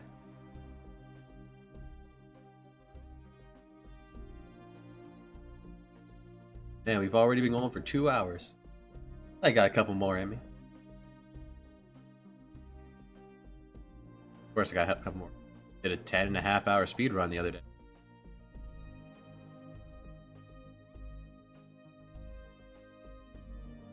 Again, what I mean is I have a couple hours till I need to go to work. For those of you across the world that have finished work for the day, congratulations. You did it. Another day done.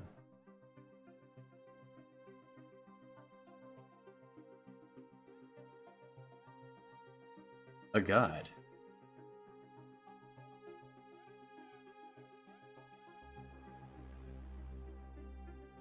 Hat. And a cloak.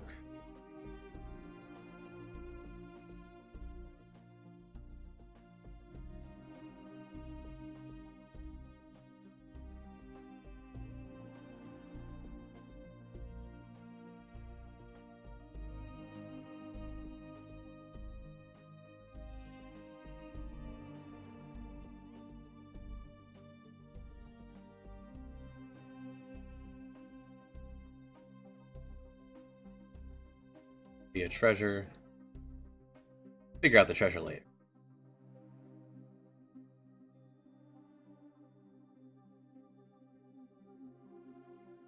Depends. Current iteration of my game, for example, you can save anywhere because, if nothing else, I'm still testing. So I need to save often and see where things are. You can make saves limited by items, you can make saves limited by locations. I think you said you're using statues, like Breath of Fire style.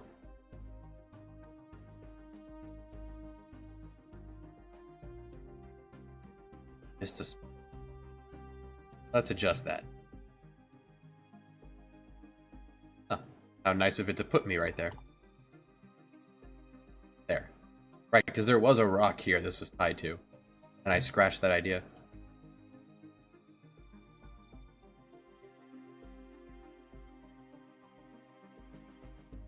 Yeah. Many games, like as Dragon Warrior, you can only save at the... You can only save at priests. Many games do it. I probably am not going to do that. I have a system in place where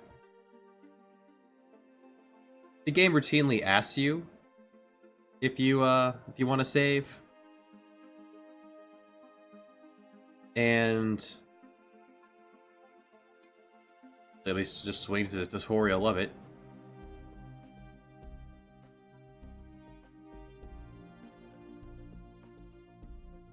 Every time you leave a harbor, it asks you if you want to save. When you're going through places otherwise.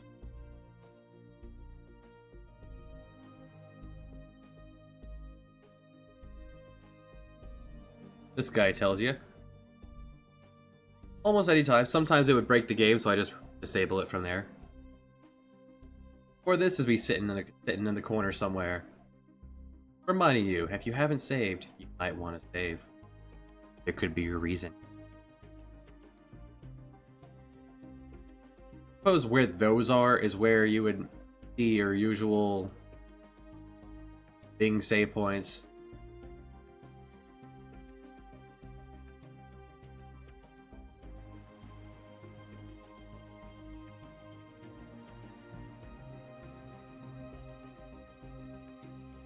But with the idea of releasing this on Steam and on Google Play, as well as the what's the iTunes Apple version of Apple Play? I always forget.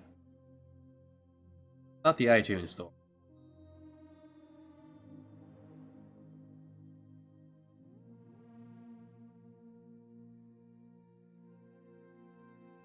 You see, they're wearing different outfits depending on what they're wearing. They're doing the place. It's called the Play Store for Apple. Yeah, no, it's Google Play for Android. I don't know what it is for. I plan on releasing that because this would be. I feel like this would make a good mobile game. You pick it up, just the App Store. Okay. Kind of boring, Apple.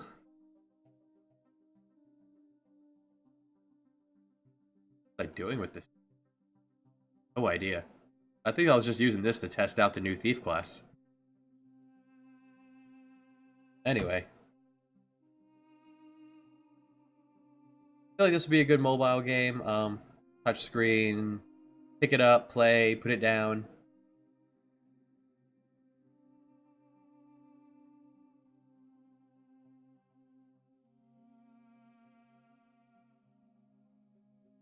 We'll see. But restricting where you can save certainly does add to the tension.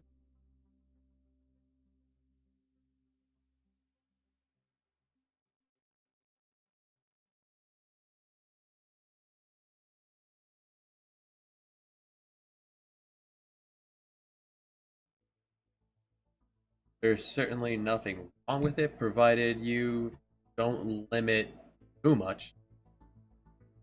Like, last time I could save was way before this long dungeon, and then I had this boss who was real rude who wiped me out. Do I even feel like playing through that again?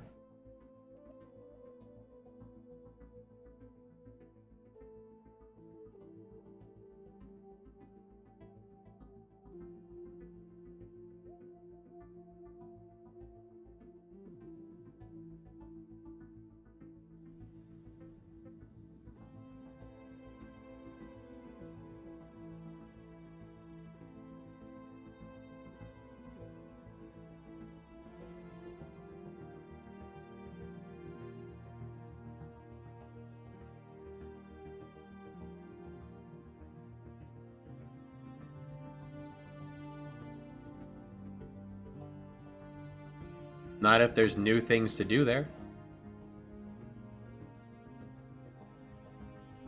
If there are new things to do with the dungeon, it's never not wrong. If you've already been there and done everything, then the people are... We want to keep the player interested. All comes down to keeping their interest.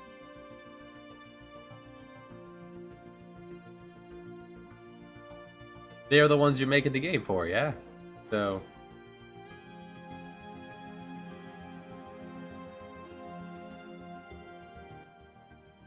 slowly getting louder and louder, the music. Okay. Here, conditional. You're facing up. Poke it. There'll be a treasure there.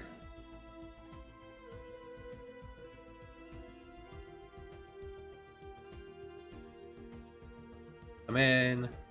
Beat up the leader. Take his clothes.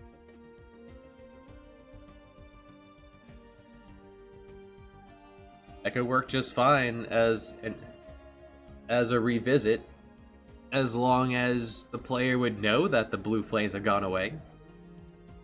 Wouldn't want them wandering around forever trying to make sense of a situation. You also don't want the game to be too hand-holdy. I'm having a huge problem with Dragon Quest XI because it's a game made for babies. A lot of great ideas, very simplistic.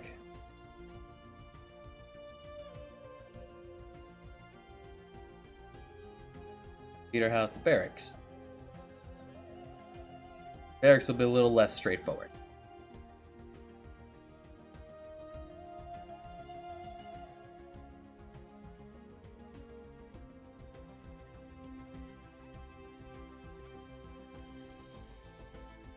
Good to have you, Reihaku.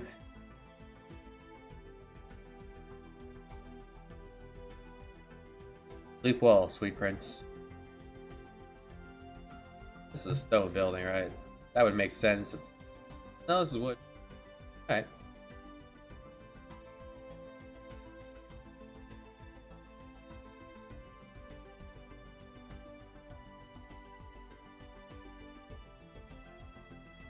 Whoa. Yeah. That's weird. Why is this an option? Who is that for? Right clicking for grabbing is a really good thing that I'm glad is in this. But yeah, there we go. That looks good.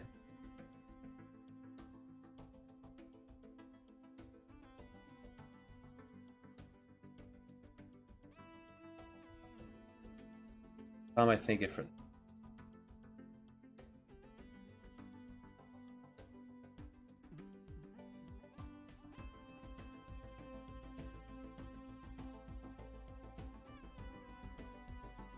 Do they know it's a boss battle?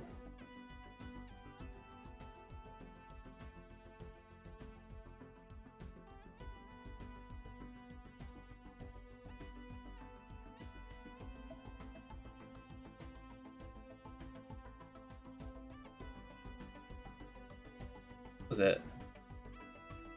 Longer way to do this would be give them their own rooms, but they wouldn't necessarily have it. It just had to be a big dorm. Giant dragon sitting on the road. Well, clearly, that is a friend who has a quest for you. Obvious. Walk around to him, say, hey, buddy.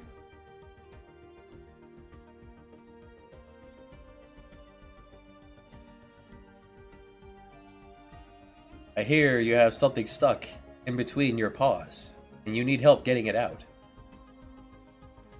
Just so happens, I am a tiny human with tweezers for fingers compared to you. Allow me to get that out for you. Thanks. What's that? Not a thorn between your feet. It's in fact a legendary weapon. I'll take that.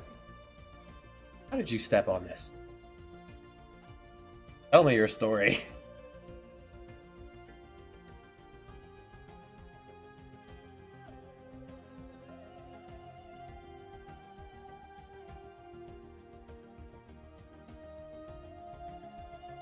And there we have our friendly dragon man, who unfortunately stepped on something very important. Could not get it out, because his hands and teeth are way too big.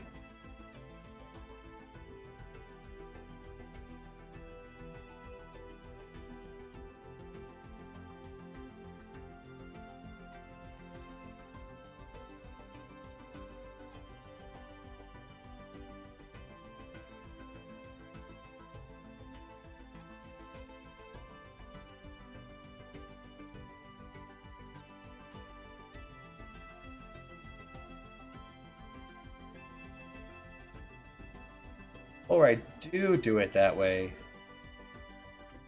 I just don't make these. It's just a hallway. Scoot you up. Scoot this up a little.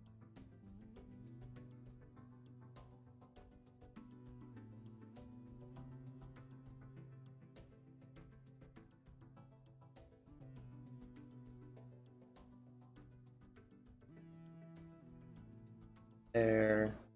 There.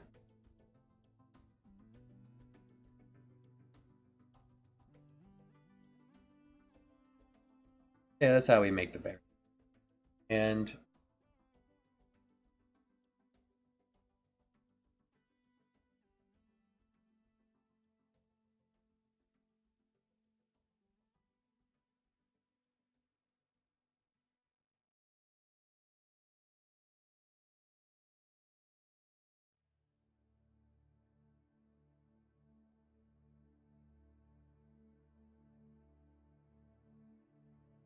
Just give yourself too much room so you.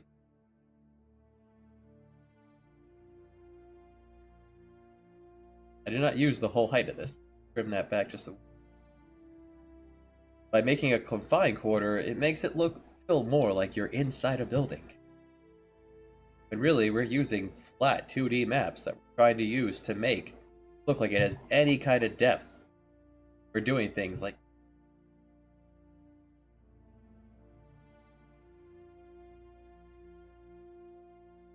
give the player the feeling things are going up.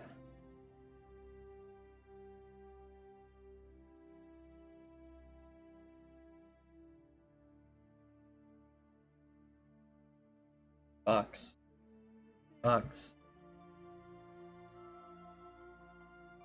Don't need.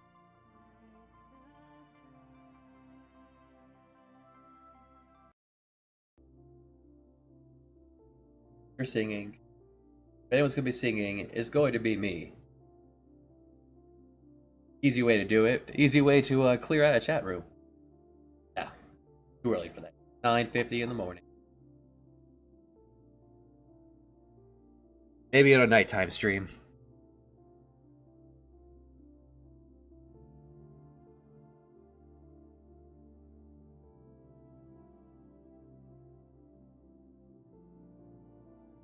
He would be.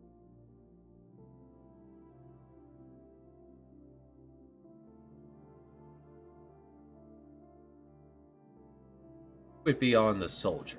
There you go. The key's gonna be on the monster or what have you. Who is fast asleep over here?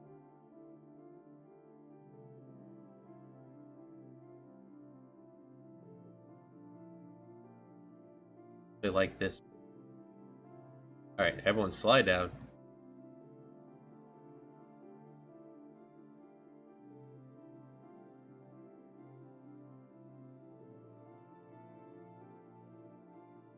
Trim. No? No, this makes it look like this is deeper. Yeah. I like that.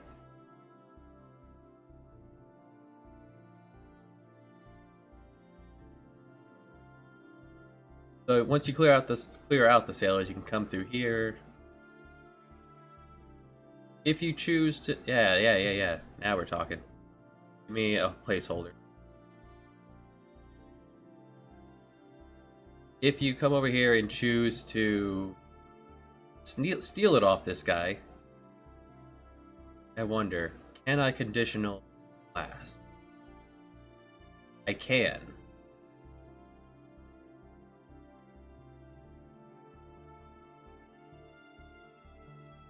I could class for anyone. William's the main character. You're seeing this whole story from his perspective.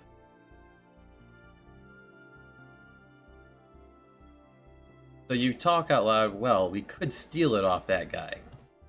And you have a way to crime. So if you switch him over to thief, you can steal the key off of him.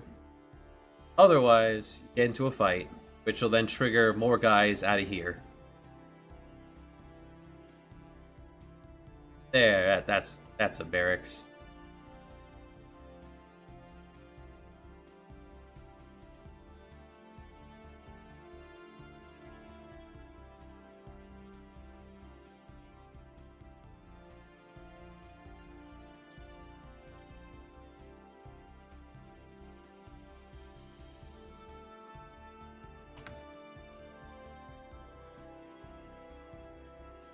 Various treasures. This would be, as far as the player knows, the end of the game anyway, so I put some good loot here.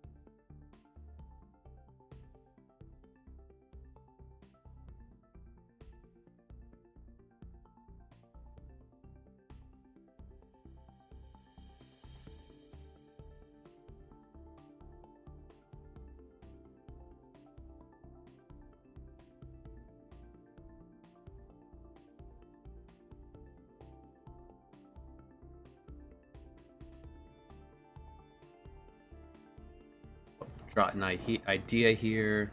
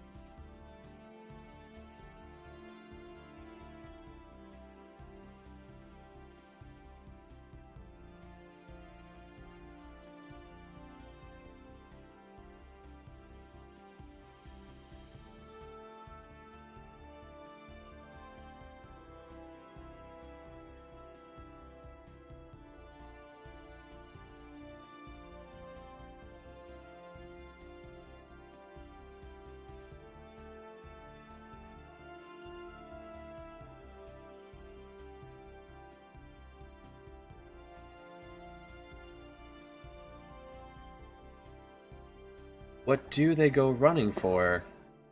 Answer.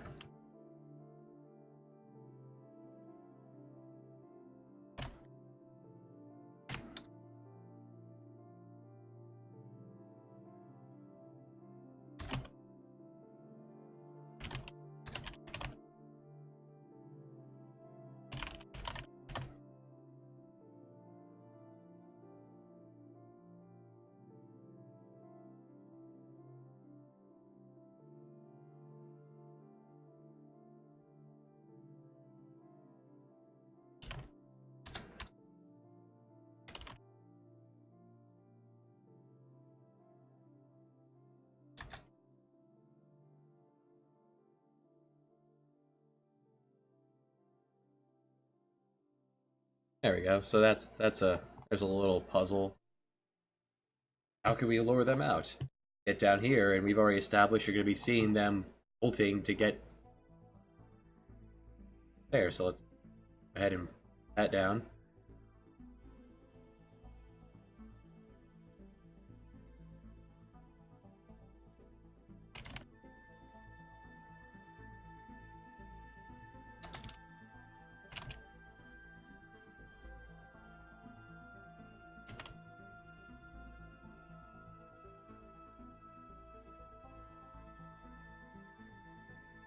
Yeah, jot down these ideas. Ideas can change.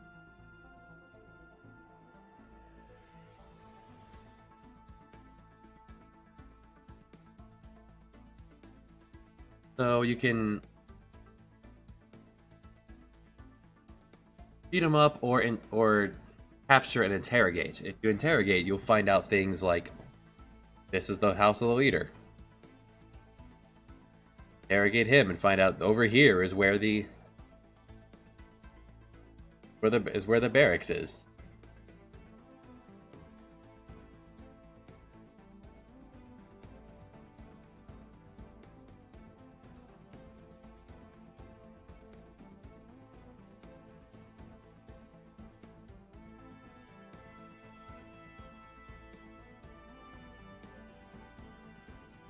Every now and then I'll notice small spots of incontinuity.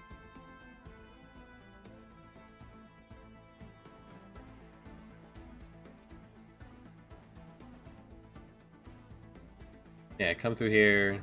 You've already cleared it out, so you come in, you grab your treasures.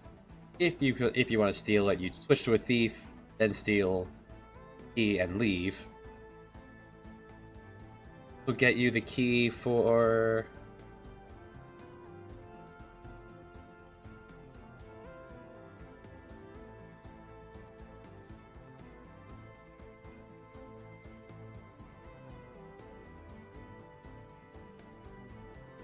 heavy key. Momentary interruption.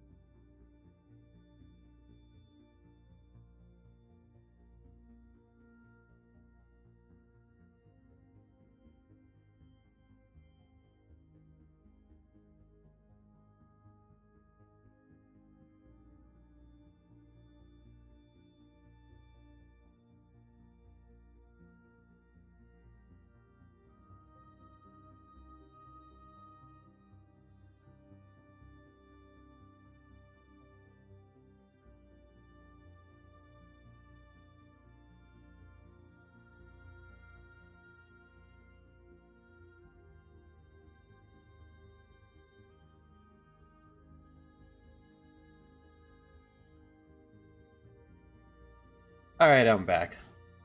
Ah, Mystic. How do you control events with other events, such as a cutscene? Well, let me first confirm that this is what you're asking.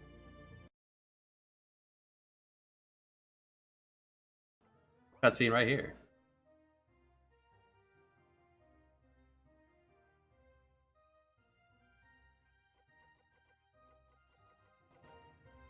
Precursored with.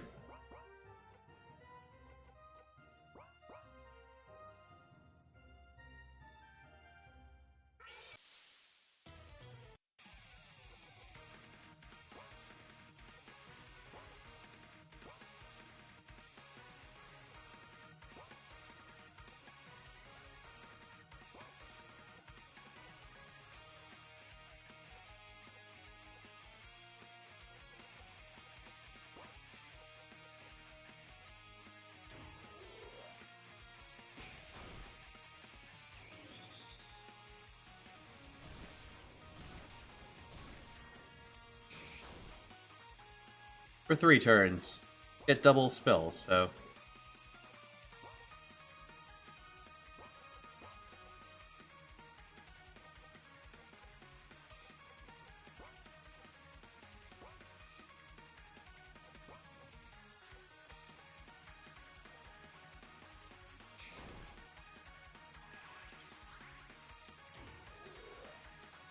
Well, the cutscene is after this. I wasn't actually doing that cutscene yet.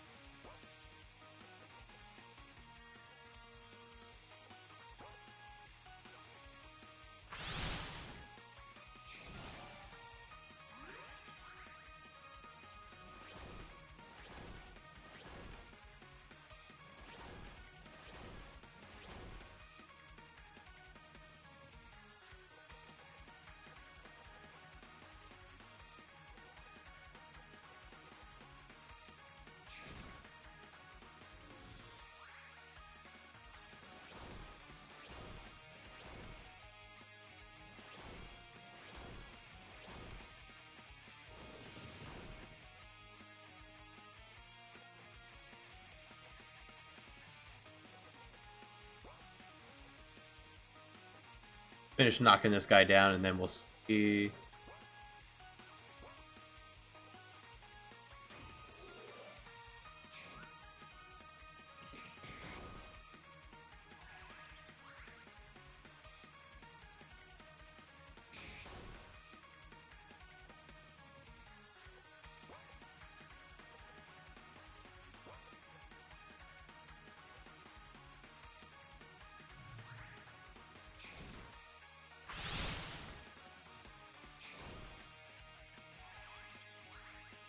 Very powerful, but Insulate cut the damage on that a lot. So if had I been using more of that,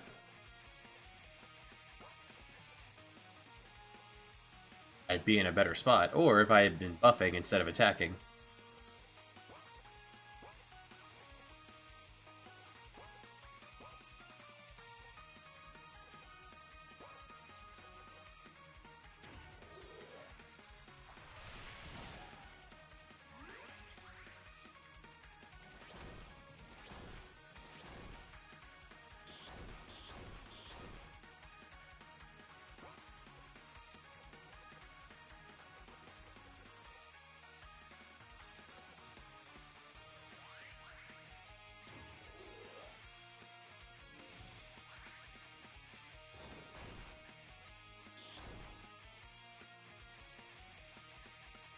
Alright, let's just finish this.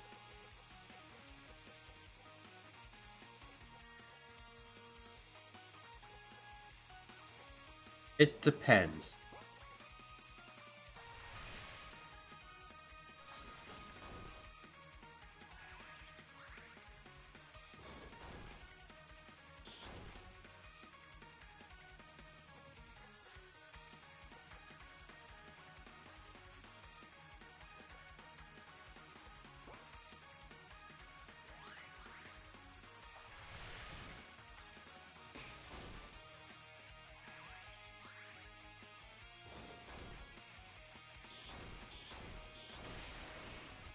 Okay, so this thing has died, and this is with a party that's incredibly underleveled and under-equipped.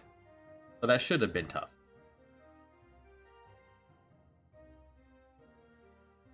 So, is this the kind of cutscene you mean? Or...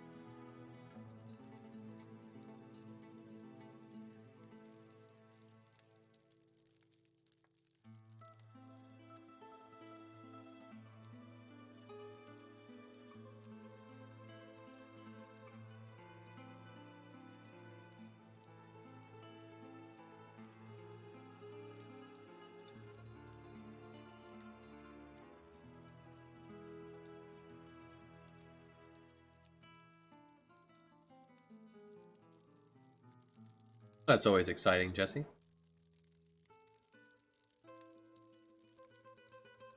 So is this the kind of cutscene you were referring to?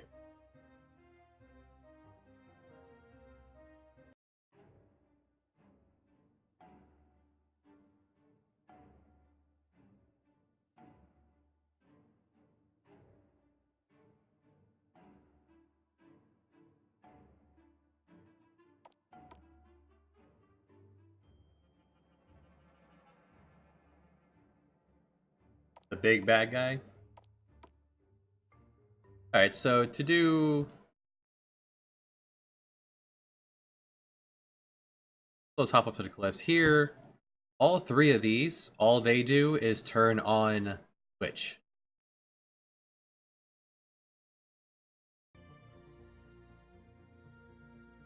Dark Lord Jesse.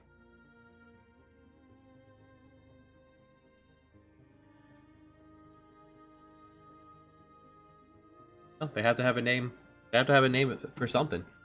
So all three of these, all they do is turn on a switch.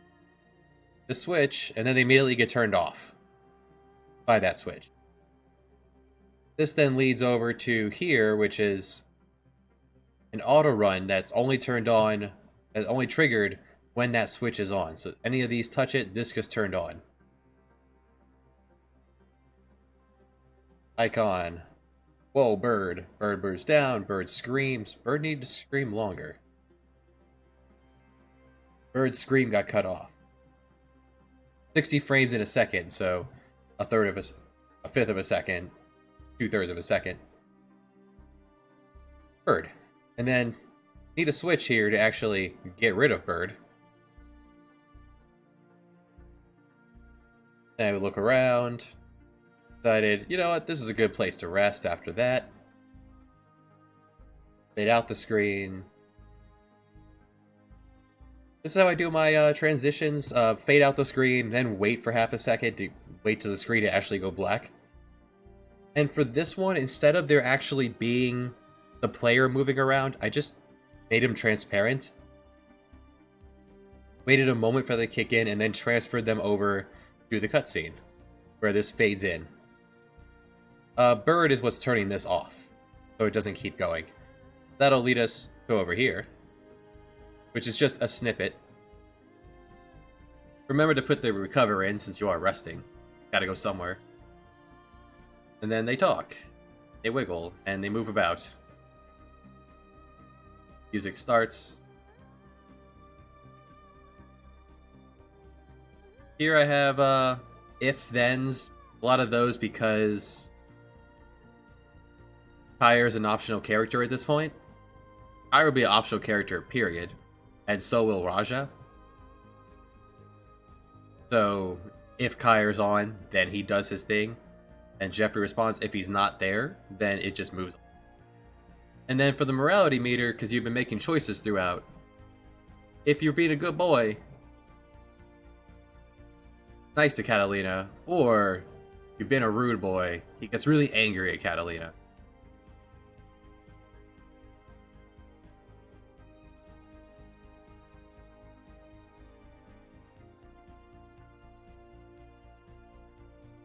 And if Raja's on, he asks Bulk what he thinks.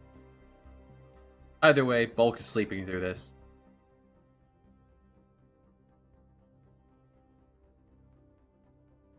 There's a lot of the optional dialogue. If you have the character, it gives you a bit more of them. Otherwise, it just goes back to someone else will say it. That's what your brother is really good for. Tint the screen black, fade it out. Wait for it to be faded completely, then tint it to what I want, which in this case is kind of not quite sunset, little darker, because just sunset just looks red to me. Turn off transparency, and don't forget to fade in back the screen, and there you go, you're back right here. And at this point, I've changed the parallax to a darker one because it's now sunset. And there's just a more or less basic cutscene of that. If anyone has any questions about that, I have many times of a lot of things are cutscene scripted.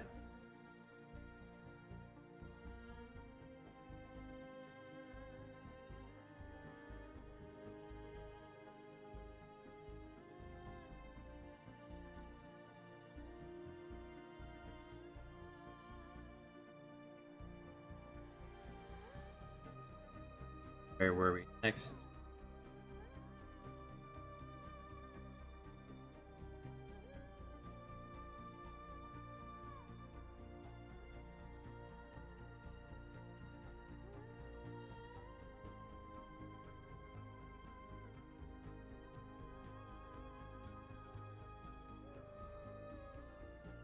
I could make this door.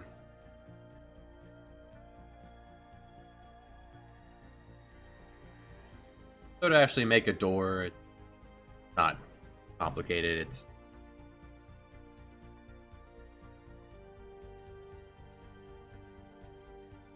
probably want to make this look a little better.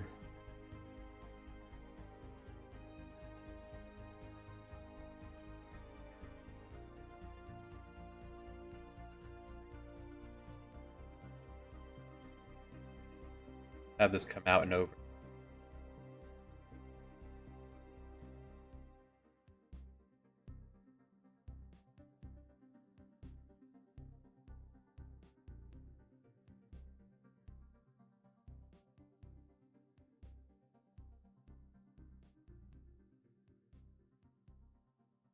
Room to come out and over to have be.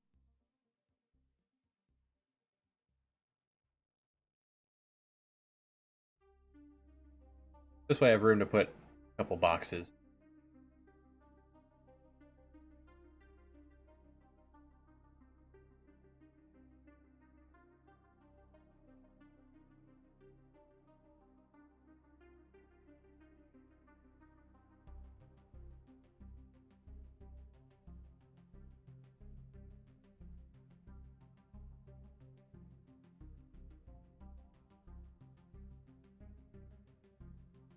Alright, so for the door itself,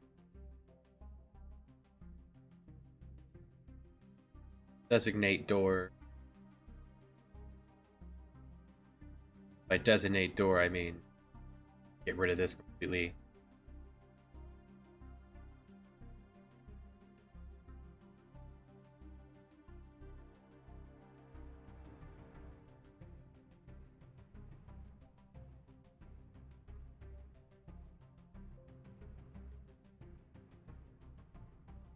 If I make this same as characters, action touch, I can throw on a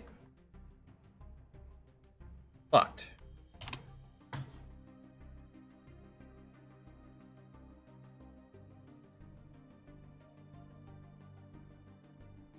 But if you have the key,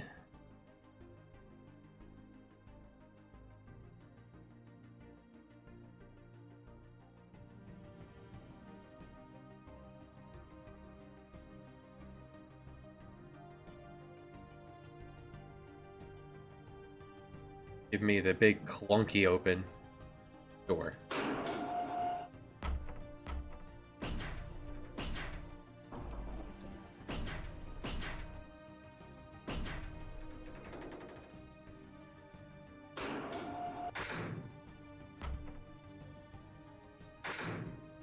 That's fine. Good meaty clunk.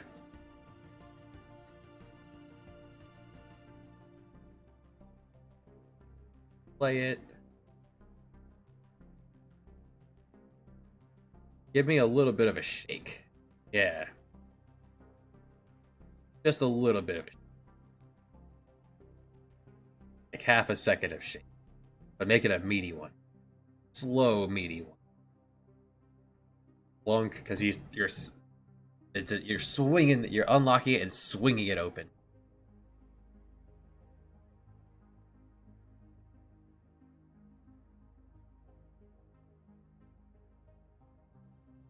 During that, we'll go door. If the door is on, flip this over to door. This is now open. Means this is now open. Which means this is moved to the left, so let's change this. When door is on,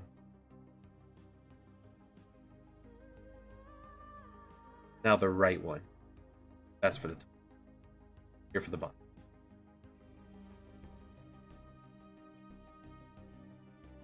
Easy to confirm that that works. Just put the key right here and go poke it.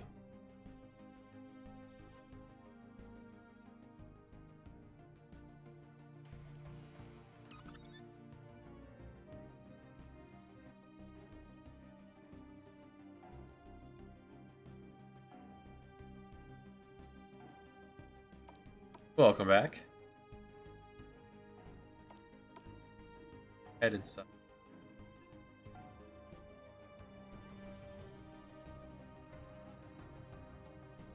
I see an error. Come here, you. Fixed. Alright, so give me the key. Yeah, that was good.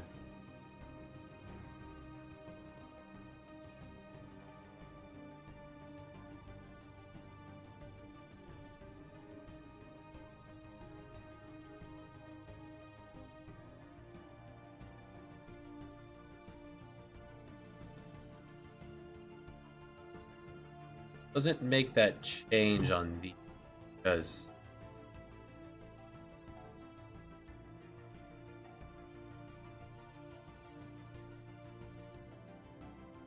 I guess the easier way to do this would then be strip. No, stop it.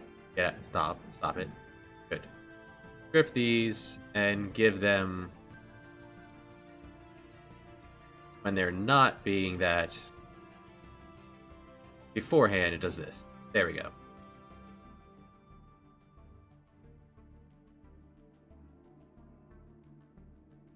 And testable by stand over here.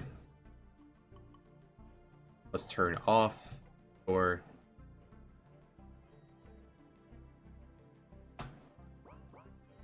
alright. Doors back to normal. Bonk. That looks fine. Acceptable. I think I want to drag this over.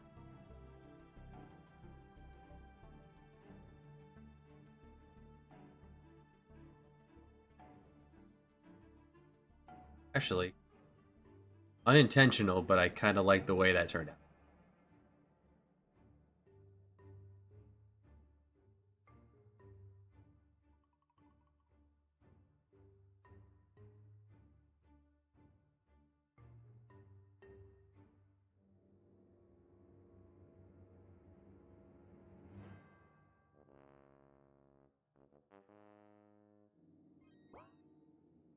There we go. Yeah, you can adjust things in real time.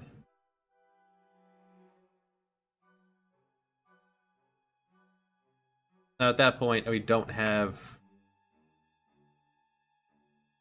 I know how to. I know how to do this. Hold on. Region restriction 70. If this the tag of 70, we'll be able to.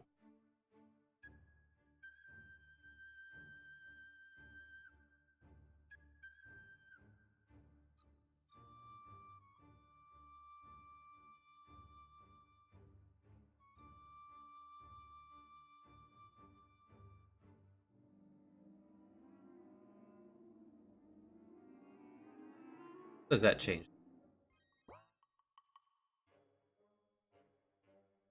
Oh, one moment. Save and save this thing.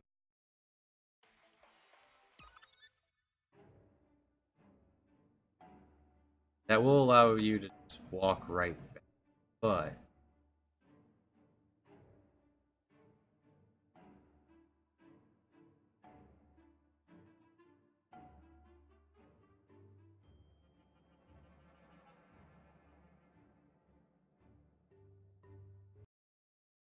that on all of the low character.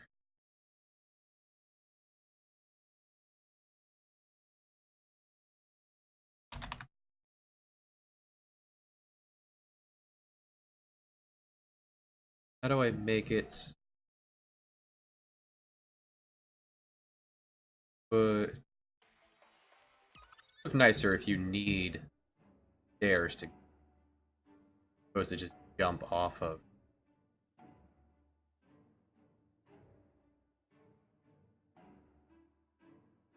Well, that's one too many.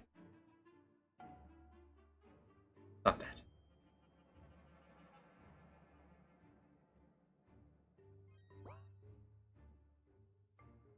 It's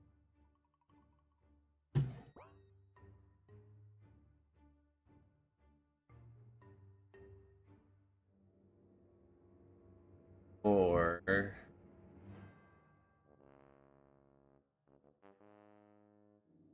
I can finagle this. I can still do what I want to.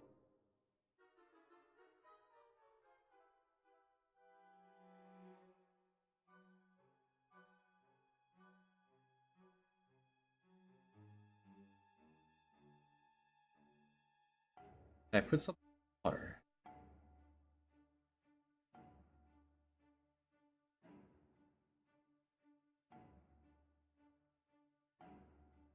Yeah.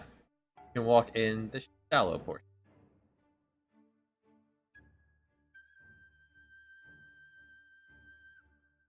70 for the shallow.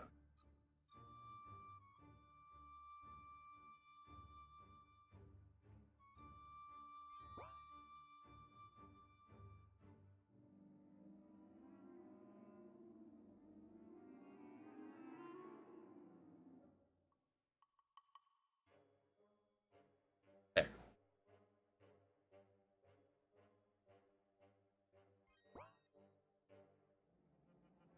This is still there. There. This okay. So it just didn't save that I got rid of you. Okay, you're gone. There, this will and go through here to get to stealth entrance to pirate hideout. And it's very upset that I did that. Now it's happy.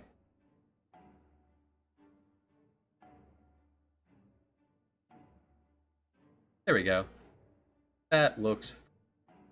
I don't like how stretched out this is.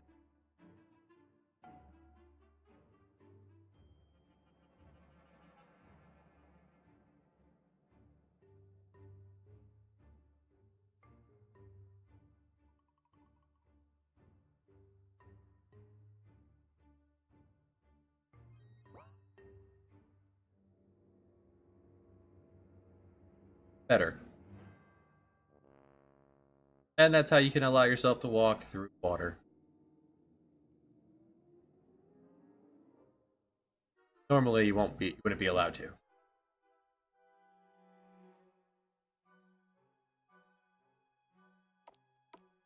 I don't like these perfectly round things.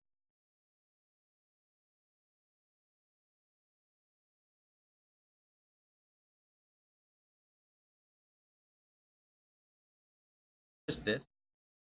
That's fine. Crack in the wall. They're pirates and fiends. They're not architects or stonemasons. They throw up what they can as they can with what they have. Apologize if you can hear the pumping in the background. Constant construction all around.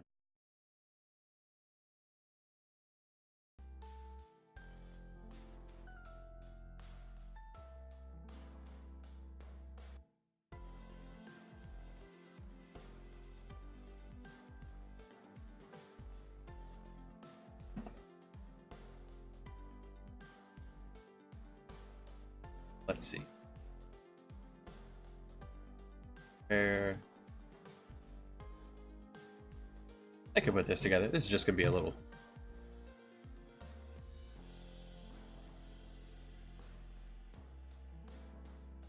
side area. Not everything has to be super important.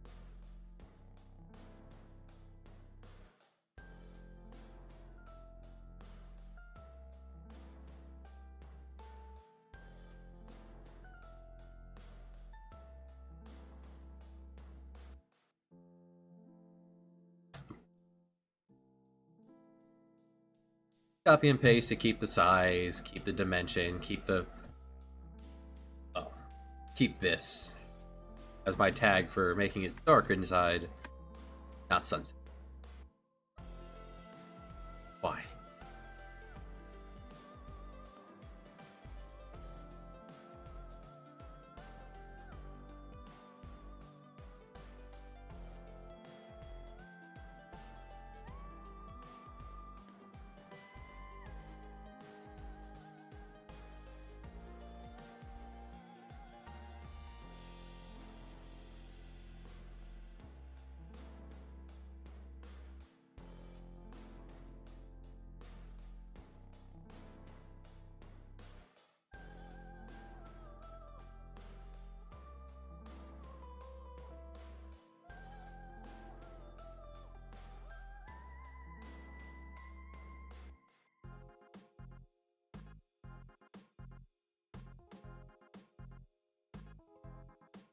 Ideas formed.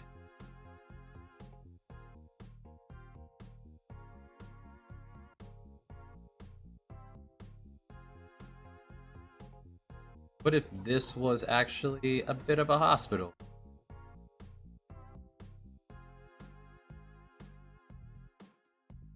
And the player has a chance.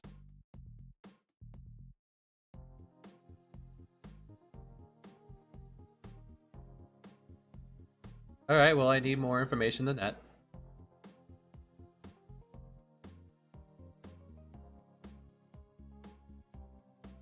Yeah, you could find several good treasures here of medicine.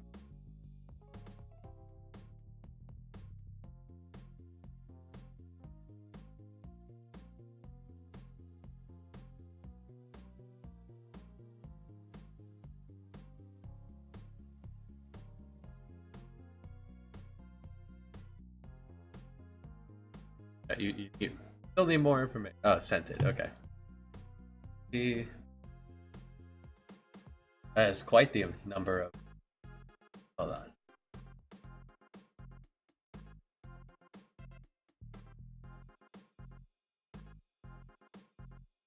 So tiny. Discord, please.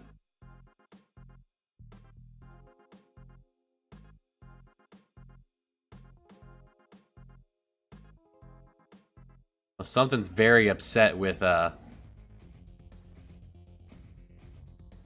something's very upset with your plugins.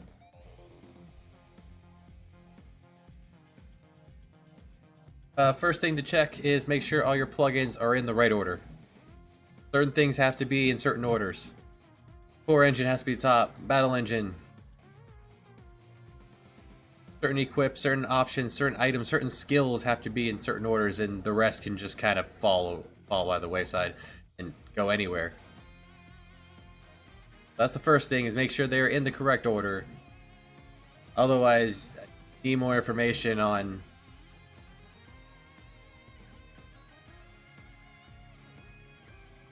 Otherwise, we need more information on what was going on. Well, turn it back on. Can't be that vague and expect me to fix it.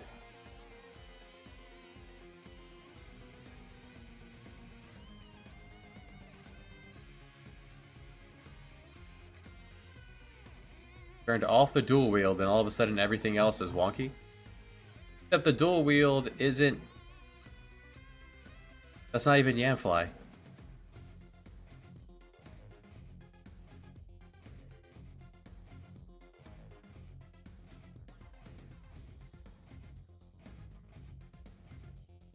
Maybe you're asking something to dual wield. If you're start a new game, that might fix it. If you're asking something to dual wield, which you used to be. No one is anymore since I removed it. It might be trying to pull up the old specs.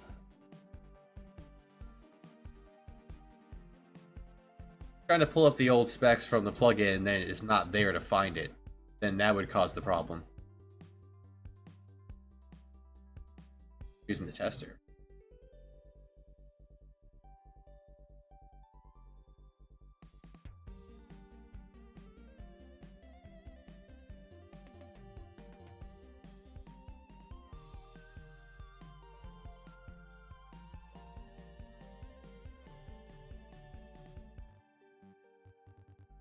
Then something's going really wonky and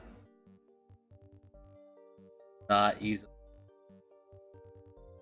Plugin compatibility. It's certainly a definite science that I do not have down, otherwise this would be neatly put together, but really it just says needs to be first. Maybe without the dual wield, something else is now out of order and it can't read it.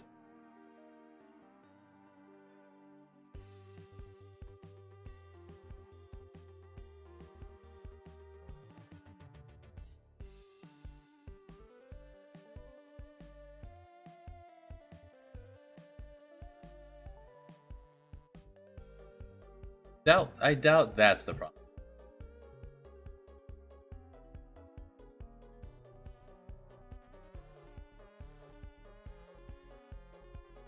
If the white ever bothers your eyes, you can just fill that in.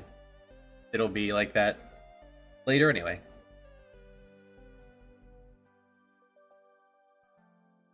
So I'm thinking here is have me the placeholder man. You have several wounded, recovering fellas. Walk in, you beat up the doctor. And you can loot their treasure,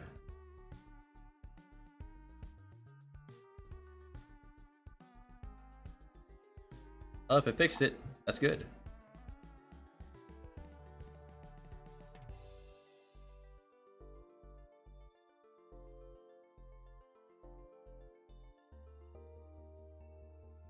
Dual wield on its own should not crash the game. For instance, our test man, Black Jacko, from someone's way in the day, may have been Brixie's? May have been... Definitely around the same time as Brixie, someone needed help with something. If I tossed dual wield onto Black Jacko,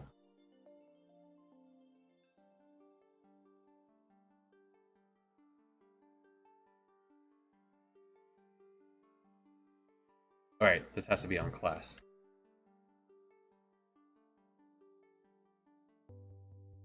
Okay, let's make test dual wield.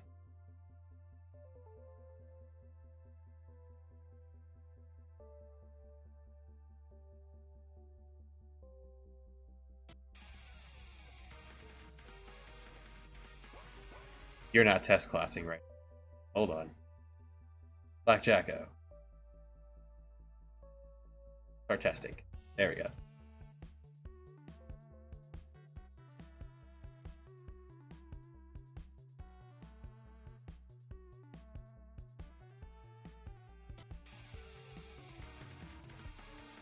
Yeah, innately,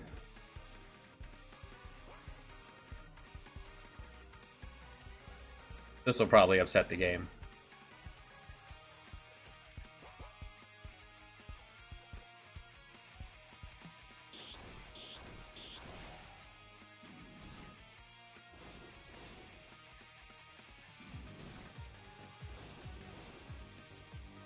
Innately, dual wield doesn't cause an issue.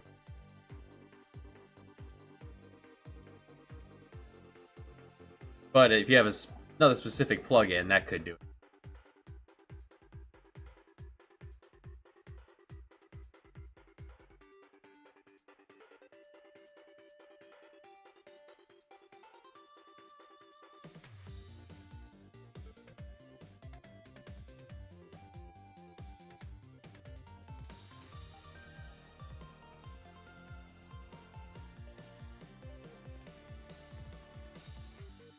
You walk in, beat up the doctor, you can loot his stuff, and if you decide to... You can take a big hit to morality. Yeah, here we go. That's the thing. That's the thought.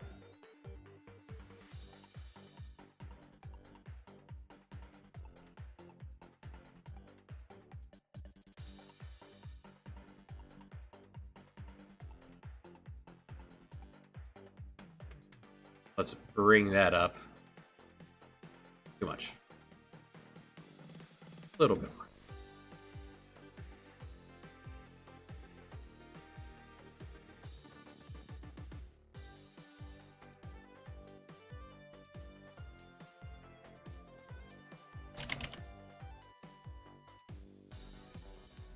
It's possible, but if it fixed it, then that's good.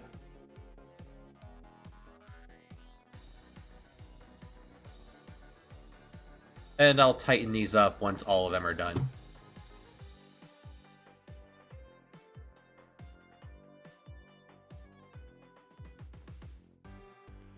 If you decide to do it, everyone else will stand back and let you do it.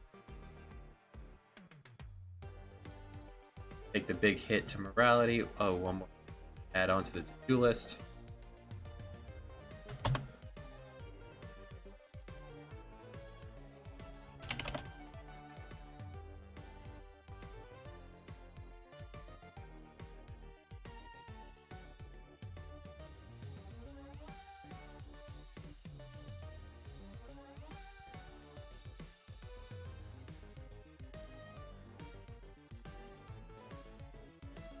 So there we go. We get some medicine.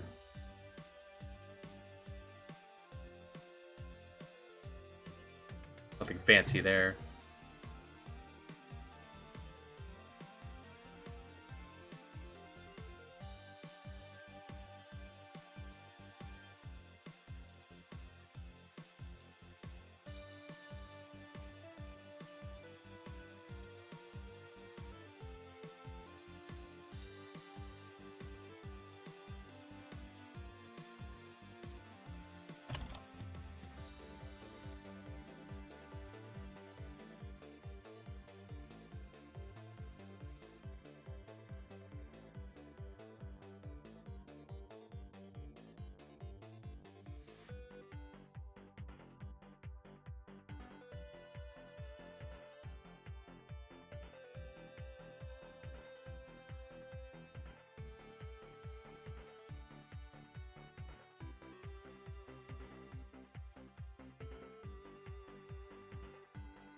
Right, and that'll bring us to southern portion.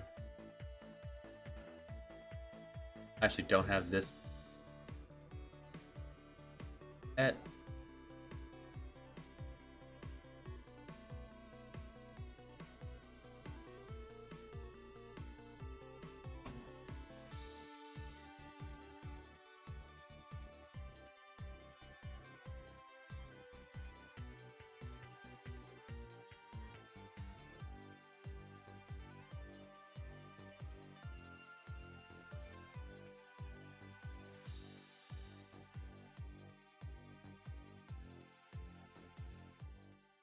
Down, down. Enter. That little touch of continuity. It takes not long and feels nice. Feels like a nicer flow, rather than all three putting you in the middle.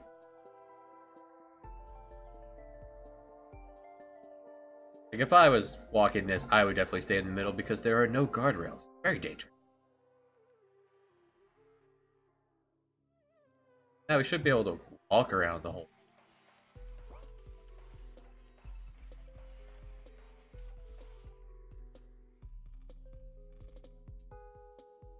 Making progress.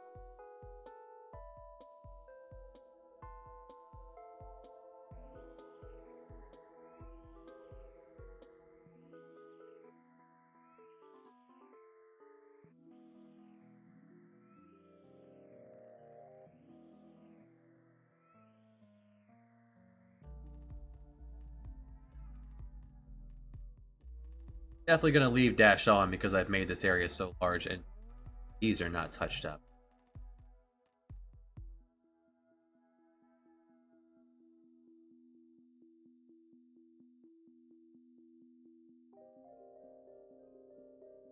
Minor difference, but feels nicer. Looks nicer. Yeah. Here, option, cutscene, stealth. Stealth or fight, stealth or fight. Enemies here will be quite irritating to discourage fighting unless you really want to do it and you're probably at a higher level than that. We'll see. Grab the chest. Have your disguises, you can left. Otherwise you can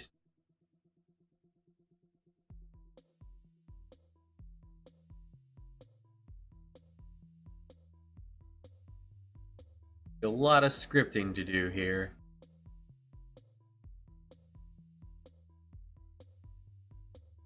Right. Error. You're on the right side. You don't have the hint. Where'd I put that? That was you. Grab that, put you over here. So dark. So dark because I did not pay attention.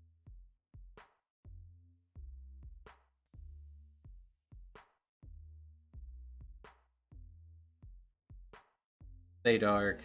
Bring it to sun. My version of sunset.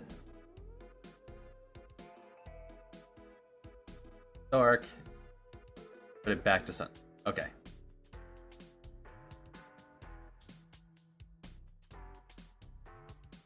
Cove is coming along.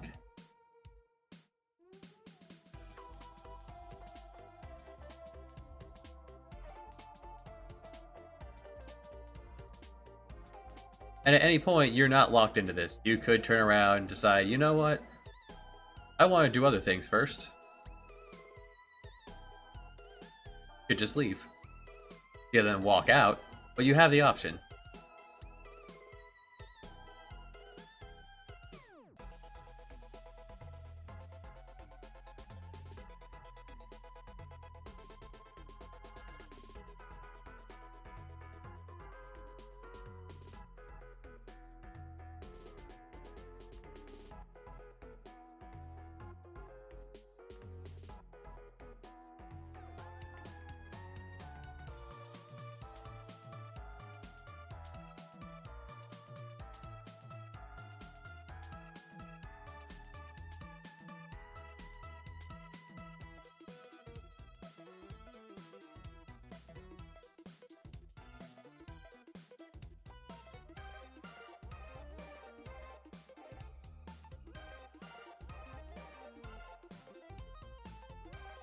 Still on the to-do list, Havana.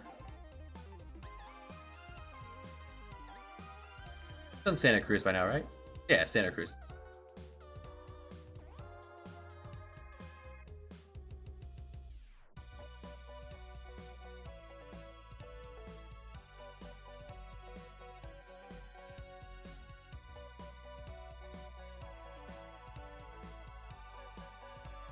By gun it, people are gonna learn geography.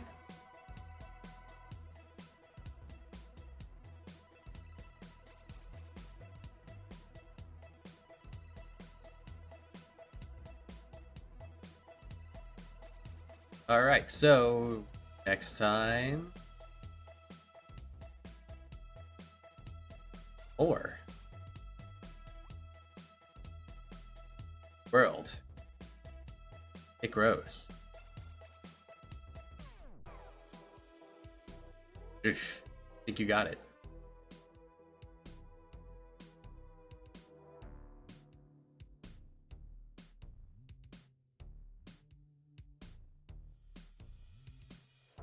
Alright, so we've done a few we hadn't done yet. We did Marseille. Noah is done? Noah's done. Is Genoa done? Yes. Has his side quest in.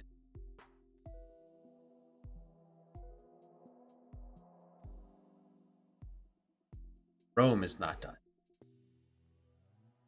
Rome will be done at some point.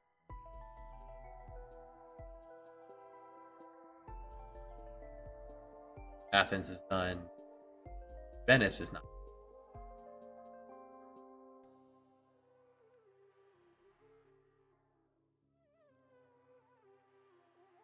A good magic spell. Oh, it makes sense. You cast a meteor, you can't see where they're gonna go.